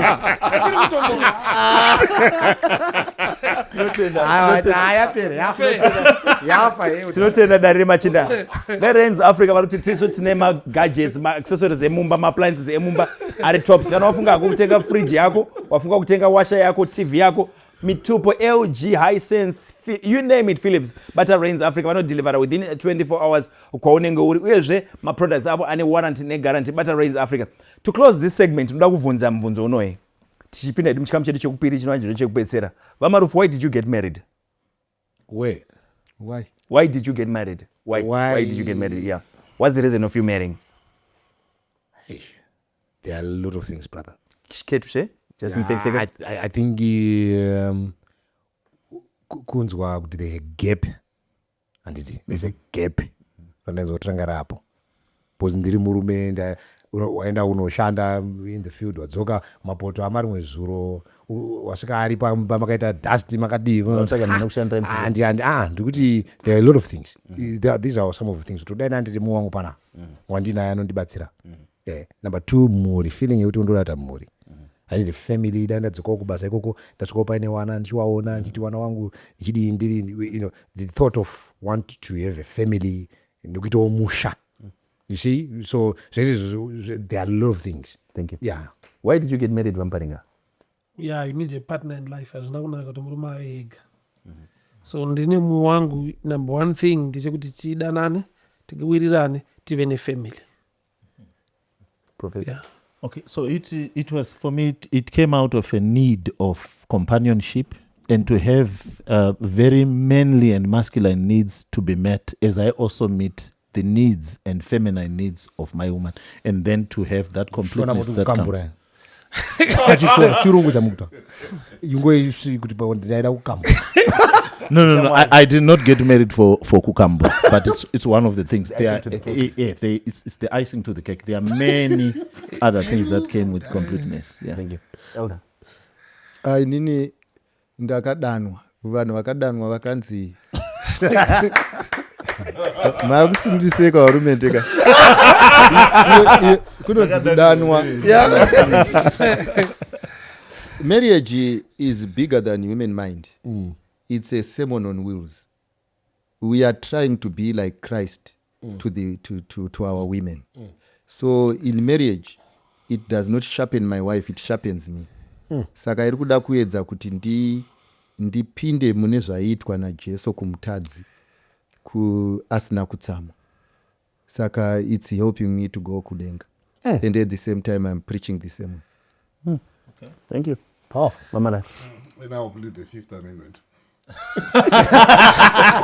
Chirungu baba. Fifth Amendment. Okay. Tinotenda. Ndo ipi ke? I'm just going to Prof. Mchazokudza kana off camera. Tinotenda. Dari Remachinda comment section want to know why you got married. Nyorawo zvawakarorera mu comment section. Tizive because chabuda chemhuri vakati vari kutungamira mudzimai kuenda kudenga. Fifth Amendment. Iwo wakarorera chi. Tinotenda asihlangane nekuhlelo isigaba sesipedi Remachinda. Mutare truka ikoko 3 May. Uchida kuya make sure kuti uri kunyora zita rako nekuti unenge uri available musi wa3 tinouya ikoko kwaMutare dare renharaunda rinenge riripo. Ngasangane muchikamu chedu chechipiri chinova chekupedzisira. Tinotenda. Dare Remachinda inzwi revanhu. Yevhe talk tonight togamuchira muchikamu chedu chechipiri dare Remachinda. Matisimbisa matisa kure nerutsigiro rwenyu pazvese manumbers edu akuramba achikura nekuda kwenyudza shamwari yako ifariro page yedu ilike page yedu yakanzi Dare Remachinda. Tinooneka pamaplatforms akasiyana siyana, Instagram, TikTok, YouTube, Facebook, tiriko seDare Remachinda. Ndinokumbirawo munolike mapages edu manumbers edu arambe achigrow because my problems are shared, they are half solved. Zvimwe unozopedza wega. And don't forget that our program is opinion based. Hakusi kuti zvatikutaura ndo zvino apply muupenyu hwako. Zvinogona kuapply muupenyu hwavo, zvo apply muupenyu hwavo, zvisinga apply muupenyu hwako. It's opinion based. Tinongoremekedza pfungwa dzedu dzakasiyana siyana. Ndosaka takasiyana zvatoita zvakasiyana. Mukusiyana kwedu tinobudirira tikashare my ideas edu. Tinotenda. Musakangana kuti 3 May tinenge tiriko kwaMutare kuna Wasu. Tinenge chiti dare renharaunda rinenge ripo musi wa3 May. Kana muchinge muchida kunge muripo, make sure muri bata number dziri apa mutaura kuti I will attend. Dziri kubuda pa screen penyu mutaura I will attend kuti tizive kuti numbers mangani atakatarisana nawo togadzira nzvimbo hombe sei. Sezvo takaita dare guru taka underestimate mukawandisa tikazodzora vamwe. Saka tokumbira kuti tizive kuti vachakwanisa kuya kudare tinenge tine mapanelists akawanda akasiyana siyana achamira zvakawanda. Muchada kuziva nezvezvirwere zvenyu vanhurume tinobatsirikana tinenge tina chiremba Magweta anenge aripo achikubatsira kuti aiwa legally zvinofamba zvakadaiwo zvakawanda zvatinenge tinazvo. Make sure kuti aushayike dare renharaunda rinenge ririko kwaMutare. Dare Remachinda richashanya ikoko swa3 May. Seribonga asante. Reigns Africa iri kuti kana uchida kutenga ma-products emumba, ma-appliances, ma-TV, ma-washer, ma-fridge ane warranty ne-guarantee tamba neve Reigns Africa ndo ana mazvikokota panyaya idzodzo. Tinotenda. Doves iripindura akati aiwa wangu kana toziva kuti tiri celebrate Women's Month mwedzi uri kucelebrate madzimai woti tinoremekedza madzimai mune pfungwa dzemabusiness, mune pfungwa maideas dzemabusiness but hamuna mari, hamuna capital. Tikuti isusu kwedu kuDoves Finance svikai kumaofisi edu tibatsirane to pay finance ine low interest inokwanisa kupusha business rako riende kumberi. Tinotenda. Ngatipinde muchikamu chedu chechipiri ndimbotanga nemi-elder tichidzokera takadaiwo. So Marara legally ndopedzera nemi. Tanga na-elder. Ndotanga na-elder. Tinotenda. Iwe urika kwamuri elder. Vedare makadi kuno kuSouth Africa nyaya yangu yakamira yakadaiwo. Pane murume anosenda message mufoni yamadhamu wangu achiti iwe ndakamutsura years back dambudziko after ndamutsura. Ayo guys musaseka bana. Asi anosenda message mufoni mamadzimai wangu achiti iwe ndakambomutsura years back dambudziko after ndamutsura madhamu vakanomukumbira ruregero vachiti sorry murume wangu ane shanje nesister yake madhamu wangu vachiti I'm a primitive man. Hapana chakashata kunzi iwe muchatbox. Madhamu vanoteerera Dare Remachinda chakandao nyaya yangu mdari Wakushandisana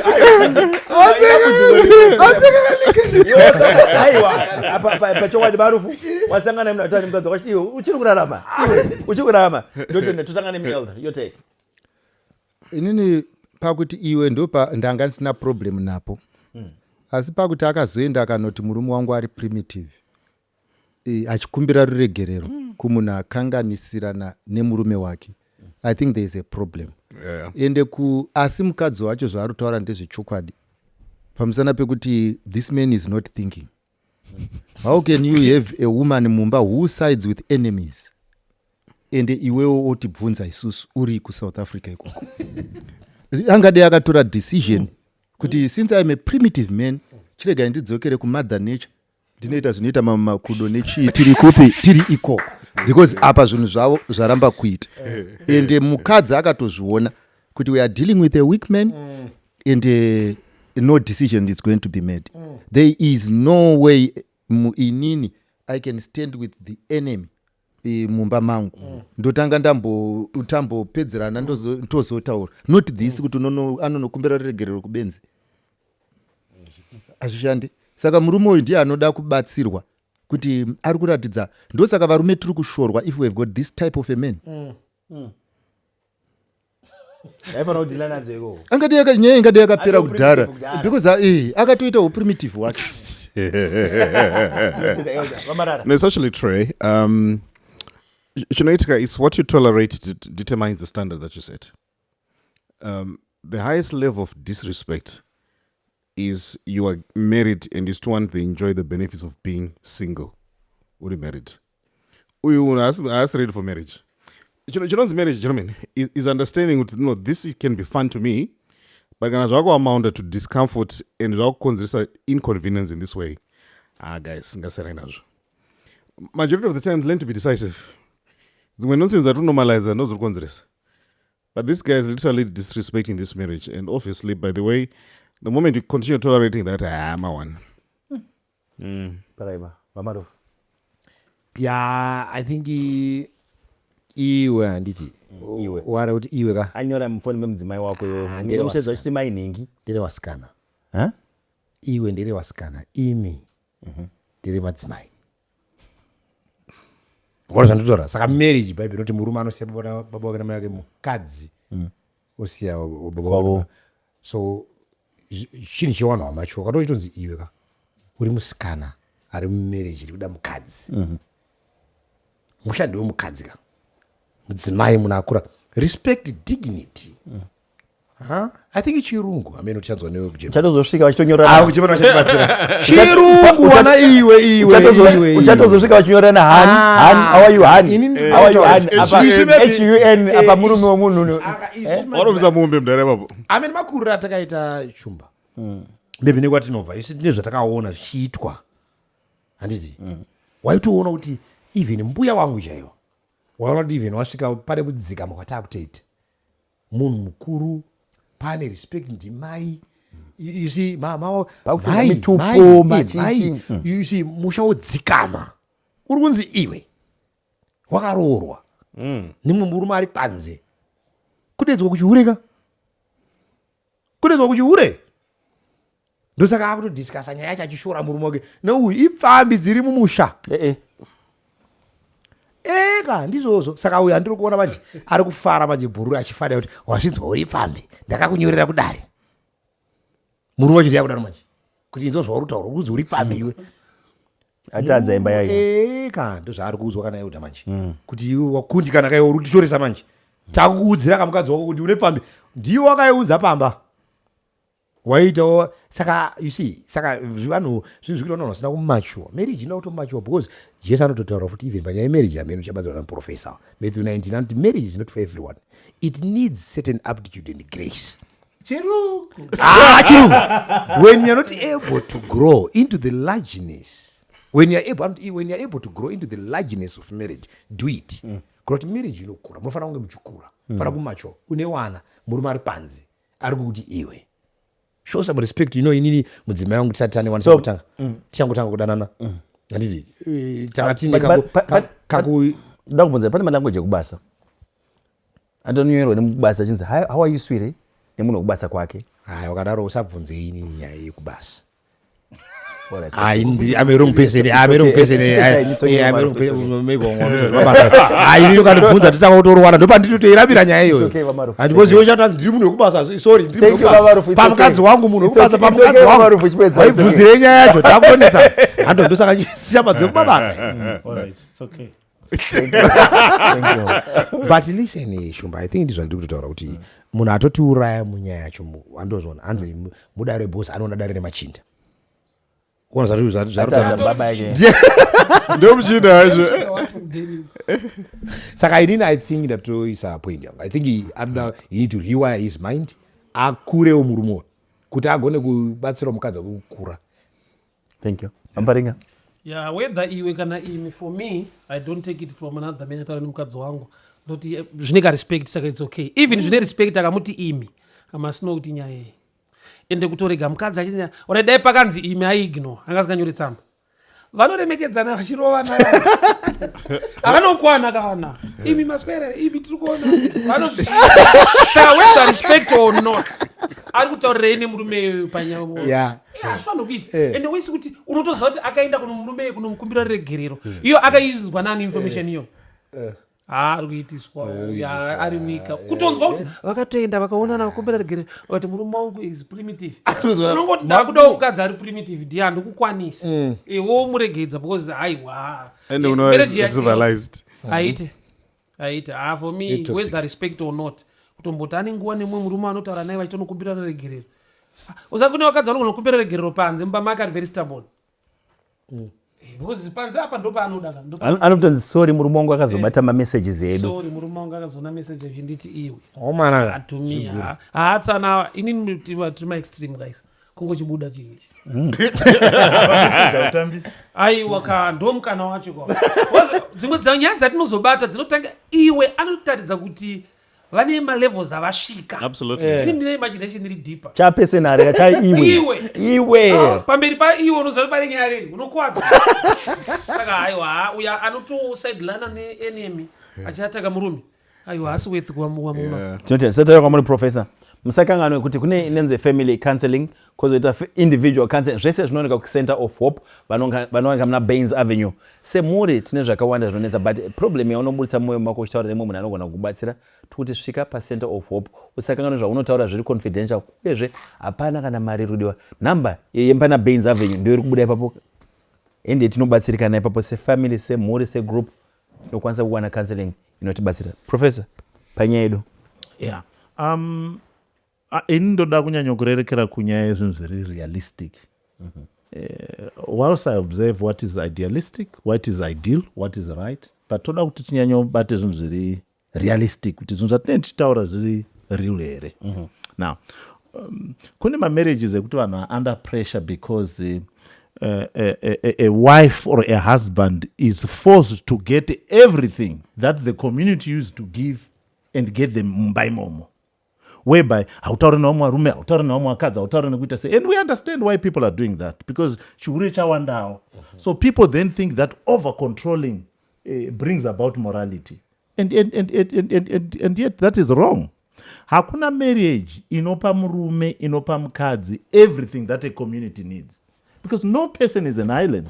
Munogona kudanana zvekudanana zviya muchidanana zvekudanana zviya, but there is need for other associations that come and bring in different aspects that shape into what we call humanity. Now, tingati here kudzimba dzedu dzese, but that association, Prof, must come with respect. Definitely. Yes. Definitely. That is not question. But the point is, it is not realistic to say, my wife must never talk to someone, my husband must never talk to someone. Those are expectations that will bring about disappointment in marriage, because they will. Whether they do it knowingly or not knowingly, whether they do it or they're deleting one otaura ne one, because one. Now, shiri wrong, handi kuti one otaura ne one. Zvizi kutaura. So there must be boundaries on what is being said. Kwete kuti one kutaura. Now, then secondly, we said there are three types of men. We have a traditional man, we have a modern man, we have a progressive man. And women are also like that. Now, there is danger when a traditional man marries a modern woman. A traditional man anoti mukadzi wangu. Kana uchitaura nemukadzi wangu unoti imi. Ndizvo. But a modern woman arikushanda pashop arikushanda pakudi akaseva munhu anonzi thank you sweetie. Kwete kuti vanozivana, kwete kuti vane manhamba, ndo zviri kumhiri kwemakungwa, ndo zviri in other cultures. So we must never look at a situation from our culture and think that how we understand is how the global understand things. When you go to England, everyone, hi sweetie, how are you doing sweetie? Wana watozivana saruita na sweetie. Ukauya kwaMurambinda. Pandiko takarora tese, takarora kwaMurambinda tese. So sweetie. Takarora kwaMurambinda. And also. Zveku UK ndikasvika iko ngati sweetie kumba unoda kutsura kuti iwe Now, so here are people who are not in Murambinda. Where are they? They are now in South Africa. Now, I'm not sure about the culture that you find in South Africa. Now, so what you then find is it wrong also for a woman to go and apologize on behalf of the husband? No, murume wangu ini But you're apologizing for munhu asina kutadza. That's but that what ndiri right. How do you apologize for me asina kutadza? Murume wangu munhu ari traditional. Inini ndiri munhu ari progressive. Kadza wakachidaro bani. Prof Murati, the other word for Abigail akatono apologize on Primitive behalf of the husband. traditional. In why? Okay, there's a question for you, Prof.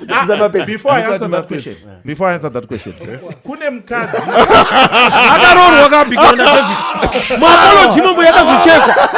Ndopaka zvakaipira. chakaipa kucheka munhu apologize. So let's not take two wrongs. Saka primitive ndo rimwe zita rekuti traditional here, Prof. Traditional cultural, not primitive. We cannot. That's semantics. The culture, the appropriate word is cultural, traditional. Primitive. Come on, that is a very delicate. Stone Age primitive. Was that? Stone Age. Yeah, primitive. Well, No, Prof. I understand the way you're coming from. Traditional, modern, menchi. But kuchitema, regardless ya modern ya chi. Prof, mukadzi wako, Prof. Iwe mukadzi wangu inini. And I smile about it. Exactly. Iwe, you know what? If you have a wife anoenda kubasa, uya hana problem nazo. If you have a wife anoenda kubasa, if you are living out of the country, murutotaura parikunzi iwe you. They are called by their first names. What are you talking about? People are called. If you are going to get offended by someone calling your wife by first name, you know, my kids, you know what we teach them when we're in German, they call our friends Tobias by first name. But when we come here, we say, no, don't call them by first name. Why? Because it's a different culture. If you are going to be angry with a pronoun that has been used by your wife, then stay in Berengwa. Inini Phathisani.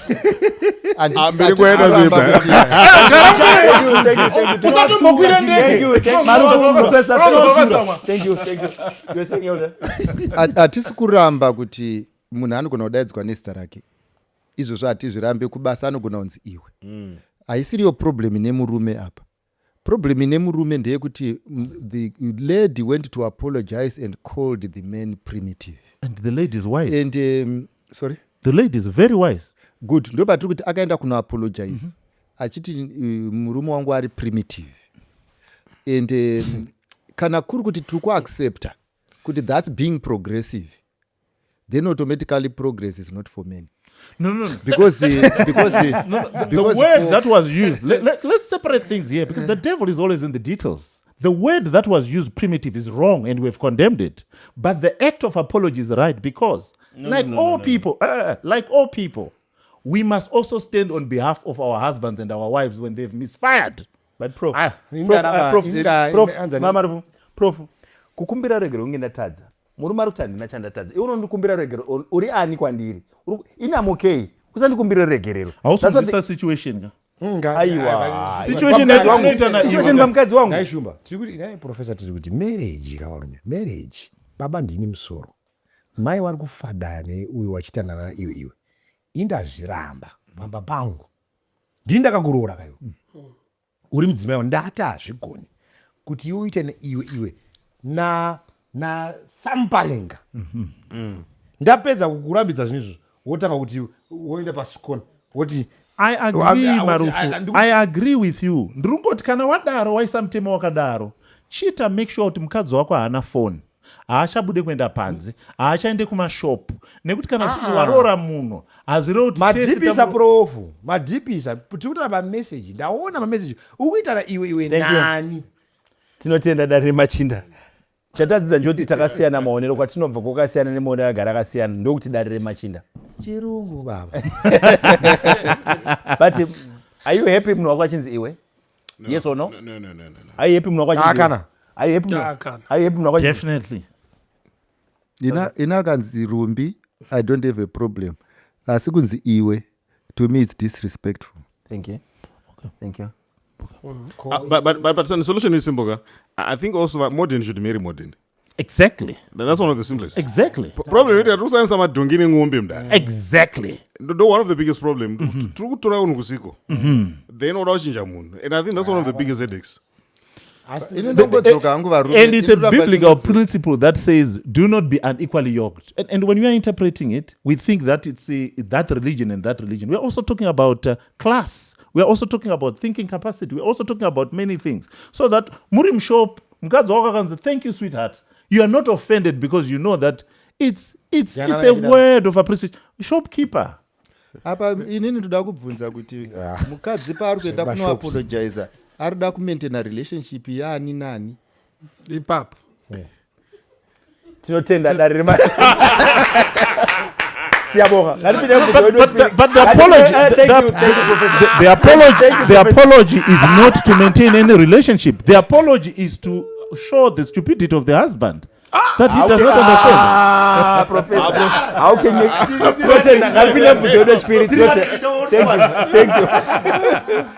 Thank you. Chakani wachijoka. No. Tote ndangapinde mbudzi wedu wechipiri Dare Remachinda. Pane ve-LPS vanti tinopimpa motikari yako, pimp my ride, tinogadzira zvaunoda pamotikari yako. Ungade kuispoila iri pickup iri truck iri chi, ndo vane zvese pazvese vanokuita zvaunoda zvinofadza iwewe. Kana uri muno Marara babate vanooneka kudhuze neku-Southampton uko kuna Lighton ndoko vari ve-LPS. Endo sakangano Center of Hope iripo kuti kana pane zvinonetsa mumba yaitigare patsi, family therapy iripo, counseling iripo, zvese zviripo zvinoitwa pachena Center of Hope muna Baines Avenue muno muHarare. Wanai nguva kana pane zvinonetsa tigadzirisane kurambana akusiriko kunopedza nhamo dzese. Tinotenda ngatinei pambunzo wedu wechipiri muchikamu chedu chechipiri. Makadive Dare, murume wangu akamitsa mumwe musikana anogara kusame area nesu akati it was a mistake, hatichataura tese, but I have seen cause zvichiratidza kuti vanotaura vese up to now on this issue. He has been going on since 2023. I can't take it anymore. If I leave this marriage, ndinganzi ndatadza here, because now I'm now a very bitter and I don't think I can stay pabarika. Please help me kushingirira ndaneta. I think I'll start with you Mbeumo. Adaurambisa zviri very impossible mukadzi. Pakamitiswa munhu ka. Vane mwana ka. Saka uda kuti vasa communicate sei. Ane mwana nemunhu. Saka panofanira kuva ine communication. What are they talking about? Saka vanenge vakafunga kufada futi. Wafunga kukamburana. Vanhu vakadyanana. Uda ngotitukise nemhinduro dzako. Ngoziya Dare yako rakagara vanhu vakaita sei wewe mhinduro dzako idzi. Vanhu mudzimba marasika. Vanhu vachiti uchinyepera vanhu. Handisi kutaka zvedhirama. Mhinduro dzako unombofunga shamwari dzako dzawakagara nadzo panapa here. Aiwa. Mura hanzi musikana wemumaraini. Tamai. Moenda kuzaka kawo. Ega. Kana wada kusina nekuti kunodzisa sei. Tinotenda Marufu zvakwana. Nditaure zvimwe muri kudya here kana mukambura tinozoti kama kuma ex muchinji iri kunetsa but tikuti mukadzi akunyora tsamba isi. Ngasada kurambidza zvinhu zvikutoitika. Mumaraini. Chikoro chemumaraini chikutorowa. Zvaari fanira kuita ndizvaari kutotaura. Kuti ndikasiya marriage ndinganzi option yacho iripo, pane upombo, pane adultery. Kana akafunga kuti ini zvo vanhu vemumaraini wanoita upombo wacho, kana asingade anosiya nevanhu vakuita zvekudii zvekunakirwa. But because pane mwana maybe zvaangada kutoita kuti avaunganidze vese vari two mumaraini kuti imimika ndozoti makaita mwana. Ini hamene mareasons akasiyirwa, but ndinoda kuti ndinzwise kuti kufamba kwenyu muri wairi kuri pamwana here kana kuti munezvi kana ada kuconfront kana ati hachazvigone ngaasuduruka asiya vanhu vemumaraini waite zvinhu zvemaraini, because otherwise tiri kutaurira hapana chinhu achadzivisa vanhu vane mwana vanhu vakarara vese zvichamunetsa. because azivi kuti vakaramba nere akangonzi nemurume handichazviite futi baba ari sure here kuti avachakambura newanavo vangodhipisewo yeah, maybe mukadzi ngagare pasi nemurume mumwe wangu une mhosva wakaita tingaite sei kuti either tinounza mwana kuno kana kuti kunonoripiwa mari amaintain marriage yake because marombe aperi panyika osana rimwe rombe rariri paofu rotanga nekufu zakatobhaisa ai mashoko roti rora naye wematongo kwete rova naye rora naye but kana uri uri marombe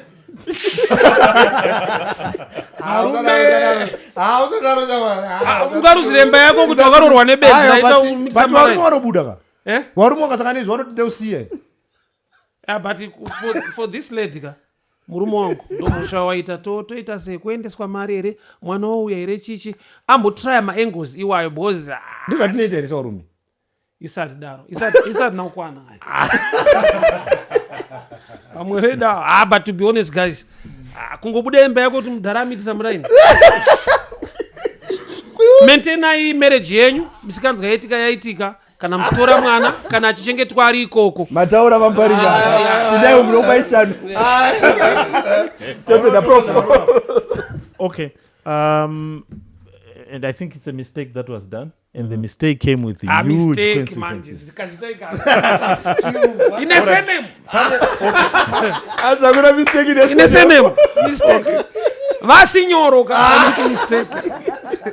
Okay, so I will avoid mistake. Pane zvaitika izvo zvaita kuti pave nemwana. Pane kudanana kwakaitika pakati pemurume wake nemumwe mukadzi pakava nemwana. Now, andifungira kuti zvinhu zviri realistic kuti unoti usataura nemukadzi uyu. Ndizvo ka? What you may control is what will be talked about, but you are not even in control of what's going to be talked about, yeah? Because pane mwana. Kuti uda kubuda marriage yako again, it depends with where you are. It depends with who you are. It depends with your age. I mean, what is your status value now? Because once you are married and one mwana, your status value in society and your chances of getting married again becomes very, very, very low. Especially if you are a woman, when you get out of a marriage that you are in, your chances, especially pane mwana, becomes minimal. But there are many, many women who have done what you have done and they've gotten married. But chances ako. So the option that you are highlighting kubuda, the option yakanaka yaunogona kutotora as highlighted by Mbeumo. Kana ziri kuremera buda and hope that you get better chances out there. But as highlighted by Muparinga, you would rather stay and solve the problem as you go on, because ukaenda kwauri kuenda ukanonona mumwe futi achanomiitisa futi uchabuda ungavapedza hanzi naMuparinga tiri mapenzi hazvizikamwe ya so it's if you can't take it because of that, and if you are bitter because of that, again, why don't you seek counseling? Family therapy. Can we lower down the bitterness? But I don't think that when there's children, the best thing is to leave. It's bad for you. It's bad for the children. Divorce is the last thing that would advise. Thank you. Elder? Ini hangu maonero angu ndeyekuti tongoshandisa law of probabilities. Ukakanda sendi katatu richingodonha riri tela kuti uzofunga kuti richabuda riri head kutorotomuka. Because murume uya first commitment yekuti ndiwe mukadzi wangu wega yakaramba. Akati keeping the marriage bed clean akatadza. Pakapedzera pakutoproducwa. Papedza kuproducwa akati ndichataura akatadza. Honestly speaking, ndeyekuti ugere nedofo. And do not expect anything else out of that guy. It's either you stay there blindly and orega kuona. Asi kana unoda kuona uchafa neBP ipapapa. Kana une kwekuenda enda. Kana usina kwekuenda ugare uchiziva kuti ndaugarira murume ndakagara nekuti handina kwekuenda. Ende isusu tinoda kuburitsa pachena kuti mukadzi haana kumboita problem nemwana kuti kune mwana. Aita problem nababa vari kuramba vachidanana nekuti vanodanana vanava ndo chokwadi chiripo. Varamba vachidanana nemunhu wakati handichadanani naye. Saka pane problem. Legally. All right. So legally, there are no legal issues that arise. You know what? The bottom line: this child is a part of your lives forever. If you drop dead, the mwana has rights to inherit. So one of the things we can't ignore is part one mwana. In mwana ana warwind. Then whether or not you want to stay in marriage, I look by something very simple. In your situation, you know what's happening. Is it serious enough to warrant you walking out? And when you're walking out, what's your game plan? Do you want to walk out so that you look for another person? But one of the things you find is very, very interesting. When I know cheetah, another cheetah. Majority of the times. So you find that don't rush to make decisions. That's one of the things that I need to advise people. Of course, no one is perfect, but the question is, the imperfections, are they sufficiently enough to warrant you saying now seranazo? Because one of the things, guys, in dona zvakawanda, mabasa anotonesa zvakawanda. Ndozvandingangokudzai. But I don't know zvakawanda.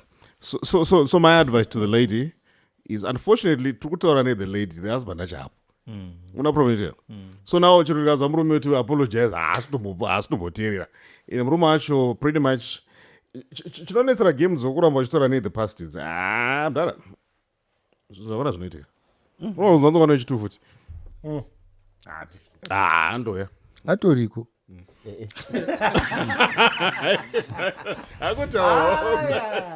Tinotenda. Ve-irepair vanoti tinorepair ma-iPhone, tinorepair ma-iMac, ma-iPad, zvese zvina tisu tinozvigadzira. Vanowanika mugweru pabhadha center number 27. Svikai paofisi paumugadzirwe zvinhu zvenyu zvishande. Tinotenda. Mbunzo uri kuya kuva kundutanga naligani. Uko. Rega nimbotanga navamuparinga. Vamuparinga. Makadii bedare. Ndinokumbira advice. Ndine mukadzi wangu. Ndakamubatira mamessage mufoni make achitaura neumwe murume with unrespectful messages like uri seisha. At first takataura ndikanzwisisa. Zvakuitika futi. Vachiri kungotaura vashamwari zvekare. Murume uyu anoziva kuti mukadzi wemunhu. Ini ndinozivawo mukadzi wake. Ndomutsura sei? Ndinoudza mukadzi wake here. Zvinotaura nemukadzi wake kazi ndozviri easy. Unongoita urisisha. Ungaripoya imba imumunhu uti aiwa mdara inowati kana zviri kuitira ungapererwa nemasolutions kuti anoudzawo mukadzi wake. Tiri kwadziwo zvakafanana. Aiwa, hendla chinhu chako. Mukadzi wako wakamubatira. Pawakava soft ndo ukaita kuti akontinue. Da wakava tough pawatanga kubata ipapa. Munoita vamuparinga warati minduze zvamunoita mabata zvakadaro. Ndabata. Mamessage ndaaverenga naona chinhu chakaipa ichi. Kutoenda. Aiwa. Tombotanga tatsvaga toshedza hama dzacho. Kana teta nani uyai apa. Mudzimai wangu ataura nemumwe murume womunhu. Nyaya dzaanotaura ndedzidzi. Hama dzake dzinomusungirira dzega. Kana achiri mamessage chete bhozi vana vacho kazoona vaakutaura vamboshanda. Kana ari family uda mombe yegupuro unombatsira sei? Bhozi munoza danger yekuti pafoni pari kutaura vakapanana nhamba vakaudzana nguva dzekutaura. Bhozi unotoitawo kubata kuda kuti vanotokutaimira vana. Saka kugeza maoko muchini chibhozi foni yakaipa. Ndakaudzai nyaya yemagenerals. Vanotaura nyaya dziri common dziri easy chitsva. Hapataurwe hondo but hondo inenge ichitsva. Zvokuti vaane language yekukavha nyaya dzavo. Ukanzwa mapurisa akuti Roger over, Roger confirm. Panotovharirwa munhu. Munhu anotobvisa bhutsi achienda kuseri pachingozi confirm paibviswa bhutsi. Saka kwaane maninja manje. Nyaya dzinenge dzakanaka baba but vanhu vachipedzerana. MaRoger confirm. Tinotenda vamuparinga ndopedzisira nemwe Marufu. Prof. Okay, again nyaya dzemamessages dzawanda nhasi. Ndazitambofamba nenyaya dzevarume kunyanya.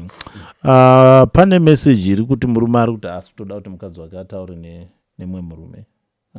Haana kutaura nyaya dzekuti vari kudanana. But it's boundaries. But fact yokuti kamutsura is not happy with it. Yeah. He's not happy with it. If those are the rules that he wants to set for his wife, he must be careful, and we must be careful when we are setting rules for our wives. That will we also be able to abide by those same rules? To say when you don't want your wife or someone to say sha to your wife, you must also then make sure that there's no woman who also says sha to bori you. shawi pamwe shoti kati ishasha mukadzi shasha pachinhu chawo itori shasha Uri kudhila nepamwe. No, uri kudhila nepamwe. Now, atisi kuramba kuti look, I'm not denying that kune shasha ziri kupinda my inbox. Yeah, I'm saying let there be boundaries. That's the principle that I'm telling this man. If he wants to make sure that there are boundaries in the people that his wife talks to, in the messages that gets into his wife's phone, then let there be boundaries. But make sure that the boundaries that you're going to put for your wife also work for you. Aiwa professor ndinanyora message asi mukadzi anyora message. Thank you. Elder. Ndofunga kuti nyangwe munhu ukaona tasvika patira apa type yemunhu wakanoiziya. Kune vanhu vazhinji vanogona kungonzi sha naye kasarova. Kune type yekuti ukangonzwa yakanzi sha wotongoziva kuti zvaendwa. So I think problem yaana ndeyekuti he married the wrong type. So anotoziva mukadzi wake ende mukadzi wake hazvina kuvanzika pamberi pake. So ndichandongofunga kuti chakamunakira ane zvinhu zviviri zvekuita. Kana uchitya kubirwa mari, it's either unochengetedza mari yako kana kuti unopfigira mbavha. Saka handizivi kuti achaita sei kuti achachengetedza mukadzi here kana kuti achanovharira murume, because murume achamunetsa kunovharira. Munhu anogona kuvharira mukadzi wake kana achikwanisa kuramba akamuchengetedza. Kokunoudzawo mukadzi wamurume kuti murume wanopwanyira imba yangu. What's your take? Izvozvo hazvina zvazvinochinja pamusana pekuti uyu anogona kunge asi kutoda mukadzi wacho unenge watomubatsira. Because unotumwa unoita messenger wenyaya inozokuti kana wakuiona uzoona kuti handina kuita zvakachinja ndiwato catalyst. Saka ndangodhila ndangoziva kuti mukadzi wacho anofanira kungoziva tingorwadziwa tese. That's what I think. Inini bahano aiwa unotambura ndega pamwe mufesi ari kukunetsa kwake kumba anotonga iyo kwako kutongwa wokutoenda mamachano yekuti madhamu wako kutovatya aunotsvaga mumwe mukadzi wekunext uchinomudza mukadzi anobva kudza kuti pano dedhi zvavataura ndo zvandoita saka pedzerana ikoko wamwe ari kutonga akadzimba dzawo idzi iwe uri kuoniswa ndondo newako anokuradza kuti mudungo tovana achiti baba wepano uyu ndewe musikana webasa uyo akatoyana nhingi ndatonetoonazvei wotoona kuti panapa kwandafunga ndaenda kuhead office kune mafaira ariko kuhead office. All right, what does this guy want to do? He's just in pain. Because ultimately pain yako should help in terms of saying, okay, this is perhaps what I want to do. He doesn't know what he wants to do. Engage him, because the question is, do you want to stop him? Because legally you can't actually go and get an interdict to stop saying no, You can get it. No, you can't. No, you can't actually do that. You can only stop my abusive messages. That's what you can do. So ultimately not. But one of the biggest problems, when we don't flate, I do run. Or don't go flate no on. That's one of the funny things. Hey, the business, I do grow up research. So I'm a one. But can I sort of throw my solutions I want? But nobody phone him cards if you can't stand sha. You know what? Number one, if you don't have a heart, if you don't have shock absorbers that can stand sha. I mean, don't wait that out. Apana sweet, panzi sha. Yeah. He for him shaka. He went Simba babaruto da mashock absorber. Andina kuramba. Phathisani, wamboendere mfoni macho kana usingagona kustenda sha. I think that's a very important question. Gara wasiya phone yacho kana usingakwanise kuendera na sha. How is this guy getting these messages? Abata phone mukadzi. Zvokutsvaga. Yeah. Ukakwira mugomo utsvaga makudo unoita sei? Yeah, but it's nyama wani imika wani yama imo munoaona makudo. Iyo zvinonetsa ndezvekuti izvo type iyi haifanirwi kubatirwa foni. Because iko ndezvo mukadzi akarara ende akamuka. Arikuona na Remachinda. Mbeumufedza tinzwe. Marriage haifanirwi kunge iri wahidden. Sha inotenda kuti munhu anzi hidden. No, marriage haifanirwi kunge iri wahidden. Bozi kakombina wahidden chete atoni my issues. Because wadzwa ere point yamborezwa na mukoma Machando kuti ndakapinda marriage because ndoda kuva Kristu. Then vane dzimwe dziri kupinda imomo hatisi kutomboziva kuti munomutiri kuitei. Marriage haifanira kunge, saka isiri kutendera waidheni kubata chinhu ichi. Ndosaka chiri kunyora tsamba dzakawanda. Vanhu vari kudisturb kuti dare tsamba hadziperi tsamba because vanhu vakawanda waidheni wakapinda mumarriage. Saka vanoconfusa chinhu chacho. Saka maimo munozotaka kuti zvatiri kuapply hazvishandi muno. Sha. Yeah, but personally, let me tell you something. Mafoni akatakura zvatani zvingogara zvaizvo. Mafoni akatakura. Mafoni akatakura bozi ndeye waidheni. No, chakatakura hasi mafoni. Chakatakura mwoyo yevanhu. Ndizvo. And again, mafoni evidence guys zviri mwoyo. Yeah. Saka bozi vanhu vari kupinda muchinhu vari corrupt. Bozi pari kudiwa kuti munhu ave mukadzi zvise pasi pemurume wako. Murume ida mukadzi wako. Ndio zvikuitawa nebhuku handiti. Ukatakadzidza kuti ndokwakabva chinhu ichi. Mukadzi ari kurespekta murume wake handiti. Ane vamwe vanhu vanenge achitaura nawo achiitana mameseji zvakawanda. Murume wotozoita zvakaipei kuti nditsvage. Bozi musati wazotanzi ukakwira mugomo ukapinda mugomo uchitsvaka makudo nomawana. Ko ndikatadza kora makudo mugomo ndikamaona mumunda zvakutondinetsaka. Makudo anofanira kutooneka mugomo ndo mumusha mawo. Saka inini ndikakwira mugomo kangatiwo aya kainzwazve chicha mukadzi ndewangu ka Mvangeri. muri kunditaura kuti hanzi mukadzi wangu inini foni yake ngatiisiye iri uko. Ndobata foni mukadzi chero pamwe haana tomboiona achitsvaka pameseji. Pamwe anga akabata foni mukadziwo achiita zvaari kuitawo. Watanga kupinda mapamwe. Deal with the data that is coming. Mameseji kaanopopa. Mameseji anopopa even wakabata kuitawo zvimwe. Panopopa foni yemukadzi yacho. Popota kanzi sha uri papi uri kuitei. Pafoni ndakabata foni ichitawo zvimwe. Pafoni yemukadzi. Saka iye haana kutaura ndakaona ndakahwana ndakaita zvokuti mukadzi akarara ndikazwa foni yake ndikati tisiri kumufungira kuti zvaaita. Pamwe akaona mameseji achititawo zvaari kuita mufoni akati ko mameseji haana shani. Murume wemunhu oti sha mukadzi womumwe. Saka sei tine varume wanotsoma vakadzi wevanhu vachitaura nelanguage yakadaro munhu ari married. Why tisina varume wanoita show some respect? Inini ndinoda kutaura pane zvakawanda ndoziva kuti kufamiliarize and due familiarity inokonzera. Kuna varume vanobata vakadzi wevanhu vasingasiye anabhaka so uramba akamubata achifamba naye mukadzi wemunhu. You must show some respect. Chirungu chakanaka professor. Kana varume vanotoka mhorisa mukadzi wachikwenya mukati memawoko umu chakambozvitaura izvozvo. They are just funny. Respecta mukadzi wemunhu. Show some respect. Uyu mukadzi wemunhu. Even ari musikana mwana wako usati iwe wa munhu mukuru unotoona kuti wasikana makadi asikana uchi ndo zvatinoda kuti so that appearance of evil. No, Mbeuma, I agree with what you're saying.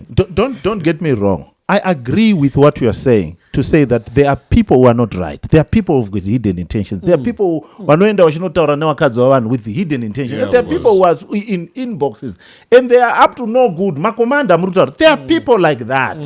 But there is also a group of men who also see evil in every good thing.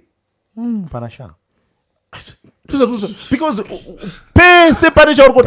are you then saying that in the whole romantic asa mukanzi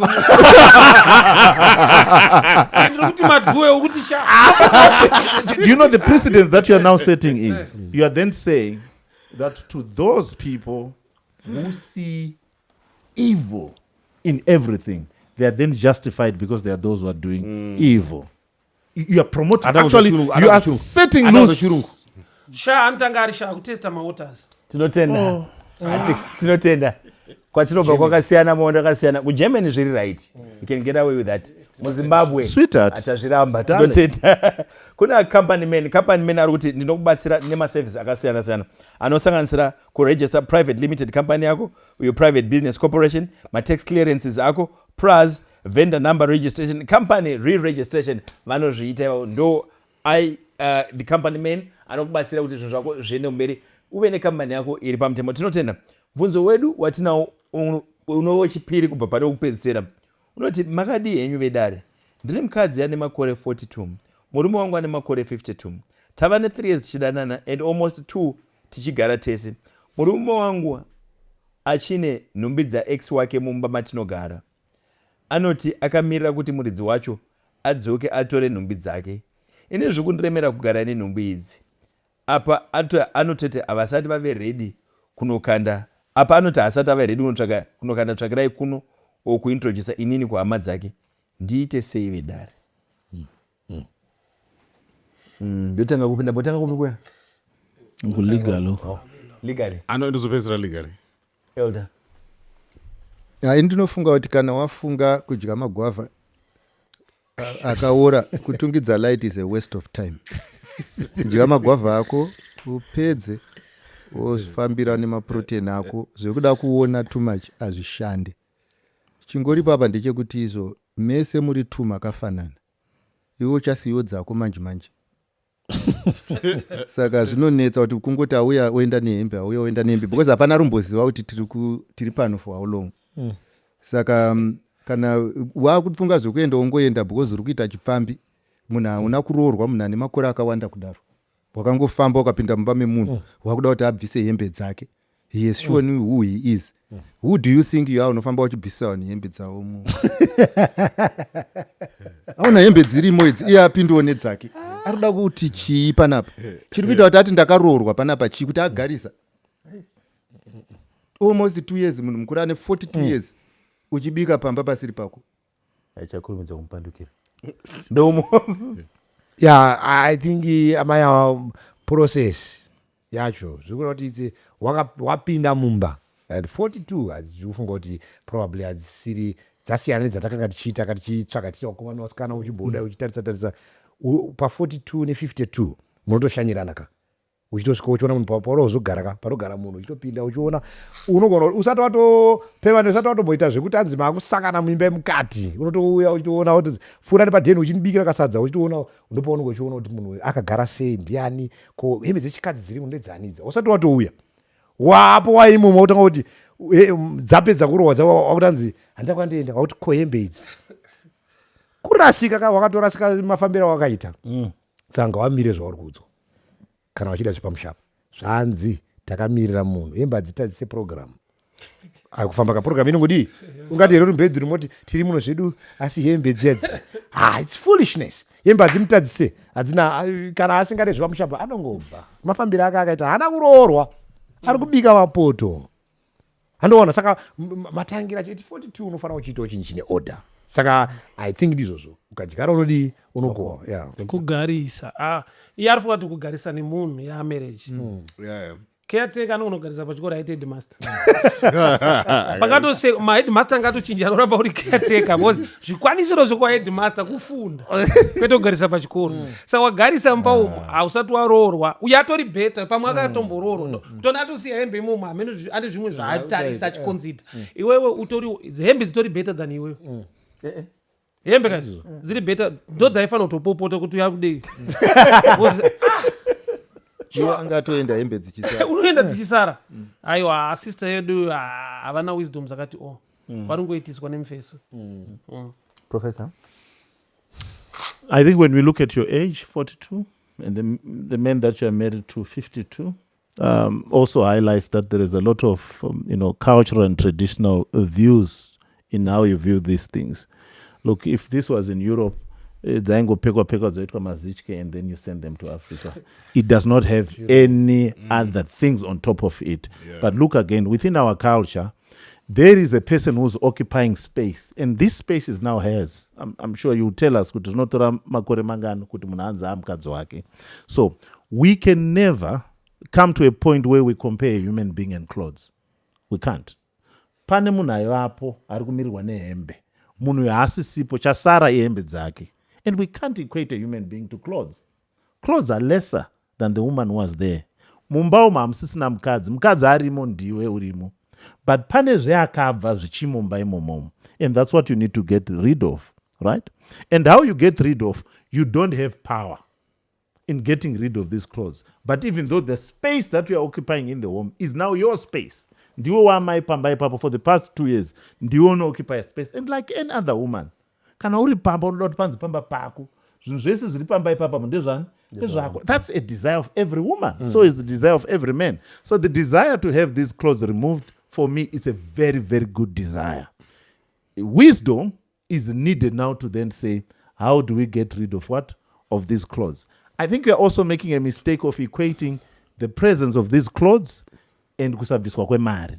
I don't think that these two are equated together. Pursue these two stories or these two issues differently. Because kana wangu wapo and you have been there for again for 2 years, you're 42, he's 52. I think you settle down well. But the problems that are there, don't bundle them. Otherwise, you'll see a big mountain. Solve the problem of the clothes. It's a separate problem. And then solve the problem of having something cheap value. It's an issue of being valued and respected, that and so you feel devalued. Solve those problems. I don't think that the clothes are a big problem. I don't think I think enda kana pakatombobviswa mumwe pamba ipapo.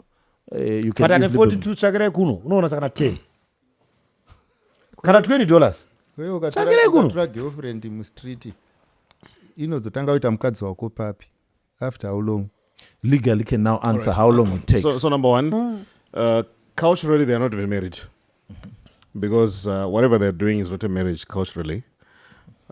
So become up is not the equivalent of a marriage. At most now, in terms of the New Marriages Act, we're now going to have what is called a civil marriage, which one arises. It's not a civil marriage, it's civil partnership, which is usually going to arise mainly on termination of that particular union. But one of the biggest mistakes, and we're not asking questions that are fundamental, Phathisani, but root X, how X is this person? Because number one, pane X yongo buddha, but pane marriage certificate life. Number one, you're available for a lawsuit adultery. Number two, you're going to work so hard, and on death, you're not a surviving spouse.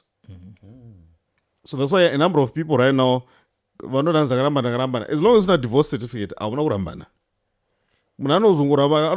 joker. So I really think we need wisdom. What are you getting yourself into? The MB thing is, that should be the list of your worry. Because now I'm not talking about should actually have real conversation. What's the position? I'm going to say, do you intend to get married, or you want to be pretty much for the rest of your life? In which case, what are you committing yourself into? But Sandy bvunze wenyu kuti iwe ukaroora mukadzi ane hembe dzoumwe murume, can we say hembe hadzina basa? aiwa handipinde mumwena Because inini kwandiri hembe ize zvamataura ndazvinzwa hedu but muzimbabwe hazviite zvamuritaura izvi. Of course, remember, Sorry, I've highlighted two cultures. Of course, within our culture. Okay. indinotaura kuti kusiya zvinhu zvangu panzvimbo zvinoreva kuti handisati ndaenda. It's a representation yekuti ndichiripo. ndiri pana Ndosaka mukadzi achinzi akapiwa gupuro anonzi sunga twako uinde. As long as twe mukadzi uyu tuchiripo, mukadzi haripo. That's why itori nyaya kune mukadzi uyu kuti izo hembe dziri pano ari kuzviziva kuti pane munhu. Otherwise dai akaenda chinonzi kuenda nezvinhu zvako. Cultural dynamics. And so within cultural dynamics again, munhu unofanirwa kuenda nehembe dzako because zviri wrong both ways. And then it can also be a source of punishment. Kune vanhu vanoenda vasiri kuda. Because haasi kuda atonzi chibva pano, but haasi kuda kuenda anoti kana ndichienda ndichaenda asi zvinhu zvangu ndichasiya. Vanhu matorambana but munhu anosiya zvinhu zvake kuomesera auya. kana witchcraft Kuomesera auya. Zvino manje muculture medu manje it's both ways. Listen, it's both ways. Kuti kana makuenda kune zvemishonga chaizvo iye aripo anogona kutotora hembe idzodzi oshinwa nadzo. Effect yacho inonzwika kuna akadi saka kana zvitonzi kana wakubva takura zvinhu zvako kuchengetedza kuti vanoshinwa havashinwe vachishandisa zvinhu zvani pamwe akasiya ndiye muroyi wacho kana kuti anoenda. That's why I said it's in two ways. Kozoitawo anoenda akashina hembe dzake kuti akangobata chete lightning. So it's in what? It's in two ways. Tinotenda dare Remachinda siyabonga. Tiri kuya ikoko kwaMutare 3 May ngatigadzireni tiwande tonyora kuti tiri vangani tiri kuya pane namba dziri kubuda ipapo dzavanzi chipo nyora ipapo tiri kuya takawanda takadai titoziya kuti manumbers ari kuya kudare renharaunda rekwaMutare musi wa3 May vakawanda sei tigadzire zvinofambarana nezvemusi iyoyo. Mubvunzo wedu wekupedzisira musi wananhasi ndewokuti what is a deal breaker murelationship yako iwewe? Chaunoti this is a deal breaker chikadzimara chaitwa chete taseparate Marufu. And I think unfaithfulness. Ndotadza kuihendla handidi kufunga because ini ndinzwa ndiri zvandinoitawo kana ndine mudzimai wangu muimba yemukati saka handidi kuzofunga kuti iwewe handiti unondikwadza unondiura ina hangu ipapa anondinetsa handiti I think ichocho ndocha zvimwe zvese tinokwanisa kukurukura kana uchiuraya tinonamata uroyi mweya unoenda tinotsinga ndobasa redu tiri wavhangeri tokunamatira uroyi unoenda asi apa because ndikufunga kuti makasvika sei wainzwa sei nondiura orachi ada kuti ndigone kuita deal breaker yacho ndikasadhipisa apaita deal ndofanira kutodaro padhiri racho ritobuda ribreak ndikasabreka because ndofanira kufunga nyaya yacho zvokuti wakaroyiwa nechizvi tinoita sei titi we pray tinodisika zvokuti anzi wambondikanga watadza kuti wambonditi iwe mani usada kunditaura izvo ndinogara newe pasi tichamuwanguka ngataura nezvakanaka iwe uri muwangu zvokuti tichaudhanisidara zvose hazvinaona kati zvimwe zvese tinokwanisa but izvi zvekuti tinotenda Marufu takubatikana baba Muparinga deal breaker to mainly kuvarume vese mukadzi akangoti uteta chikomba maybe isu tisina kusimba ukangoita mufesi handichakwanisa handitomboda counseling handimboda prayer kuti ungosiya zvamuri munonamatira vamwe apa ndabvuma apa ndoita aiwa Professor. On top of what these guys have highlighted, I think a deal breaker for me, something that I can't stand, something that will make me say, okay, this marriage is done, is to come to a point where everything that we have set up to solve problems has been destroyed. That's a deal breaker. For me, it's not much what a person has done, but to destroy the very things that makes you solve all the problems. I think for me, that's, I mean, if you want to contain and continue with the marriage, when the very principles that you have set to solve the problem, munorambandirana maspoon, kana kuti azosvina kogeta, kana kurambandirana katsi. Why? Because you don't have the systematic, the very things that you use to stabilize the marriage, when they've been broken down, there's no reason to stay. I think zviri kutaurwa zviri correct. Kazhinji kacho ndechekutiwo pfungwa yangu ikangoprocessa ikafunga kuti you made me small and wandibvisa hembe pavanhu ndogona kutongoona kuti panapa ndinorarama zviri nani ndisipo ndo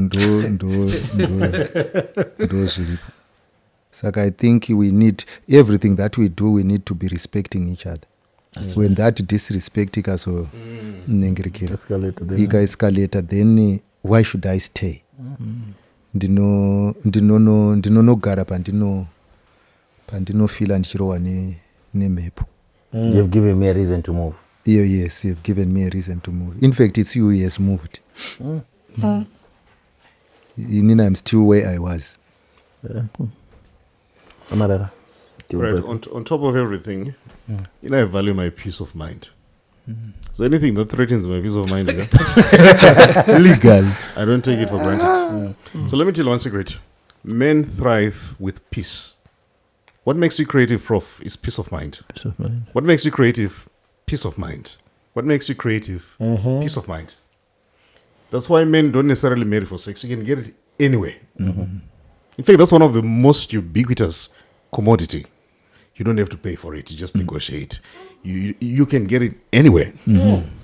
But peace. You can't. Peace. I want to go straight. You can't buy it. So as a matter of fact, men settle for what they don't find murad. And for me, on top of what I said, but I want my peace of mind. I value it. In fact, I defend it. That's deep. Okay. Tinotenda dari Remachinda. What is a deal breaker yako iwewe? Chinokuita kuti usiye muoko anenge kutadzira zvakadii? Chehembe. Vanofungisa chehembe Phathisani. Kare ndapedza mufeso wangu kwadzana kuba kwa girlfriend yake. Akangopinda 2 minutes abuda chimaya. Ndi ndanzi mune KPM soja. Akaona honda isi ya uya. Hembe yakaipa. KPM so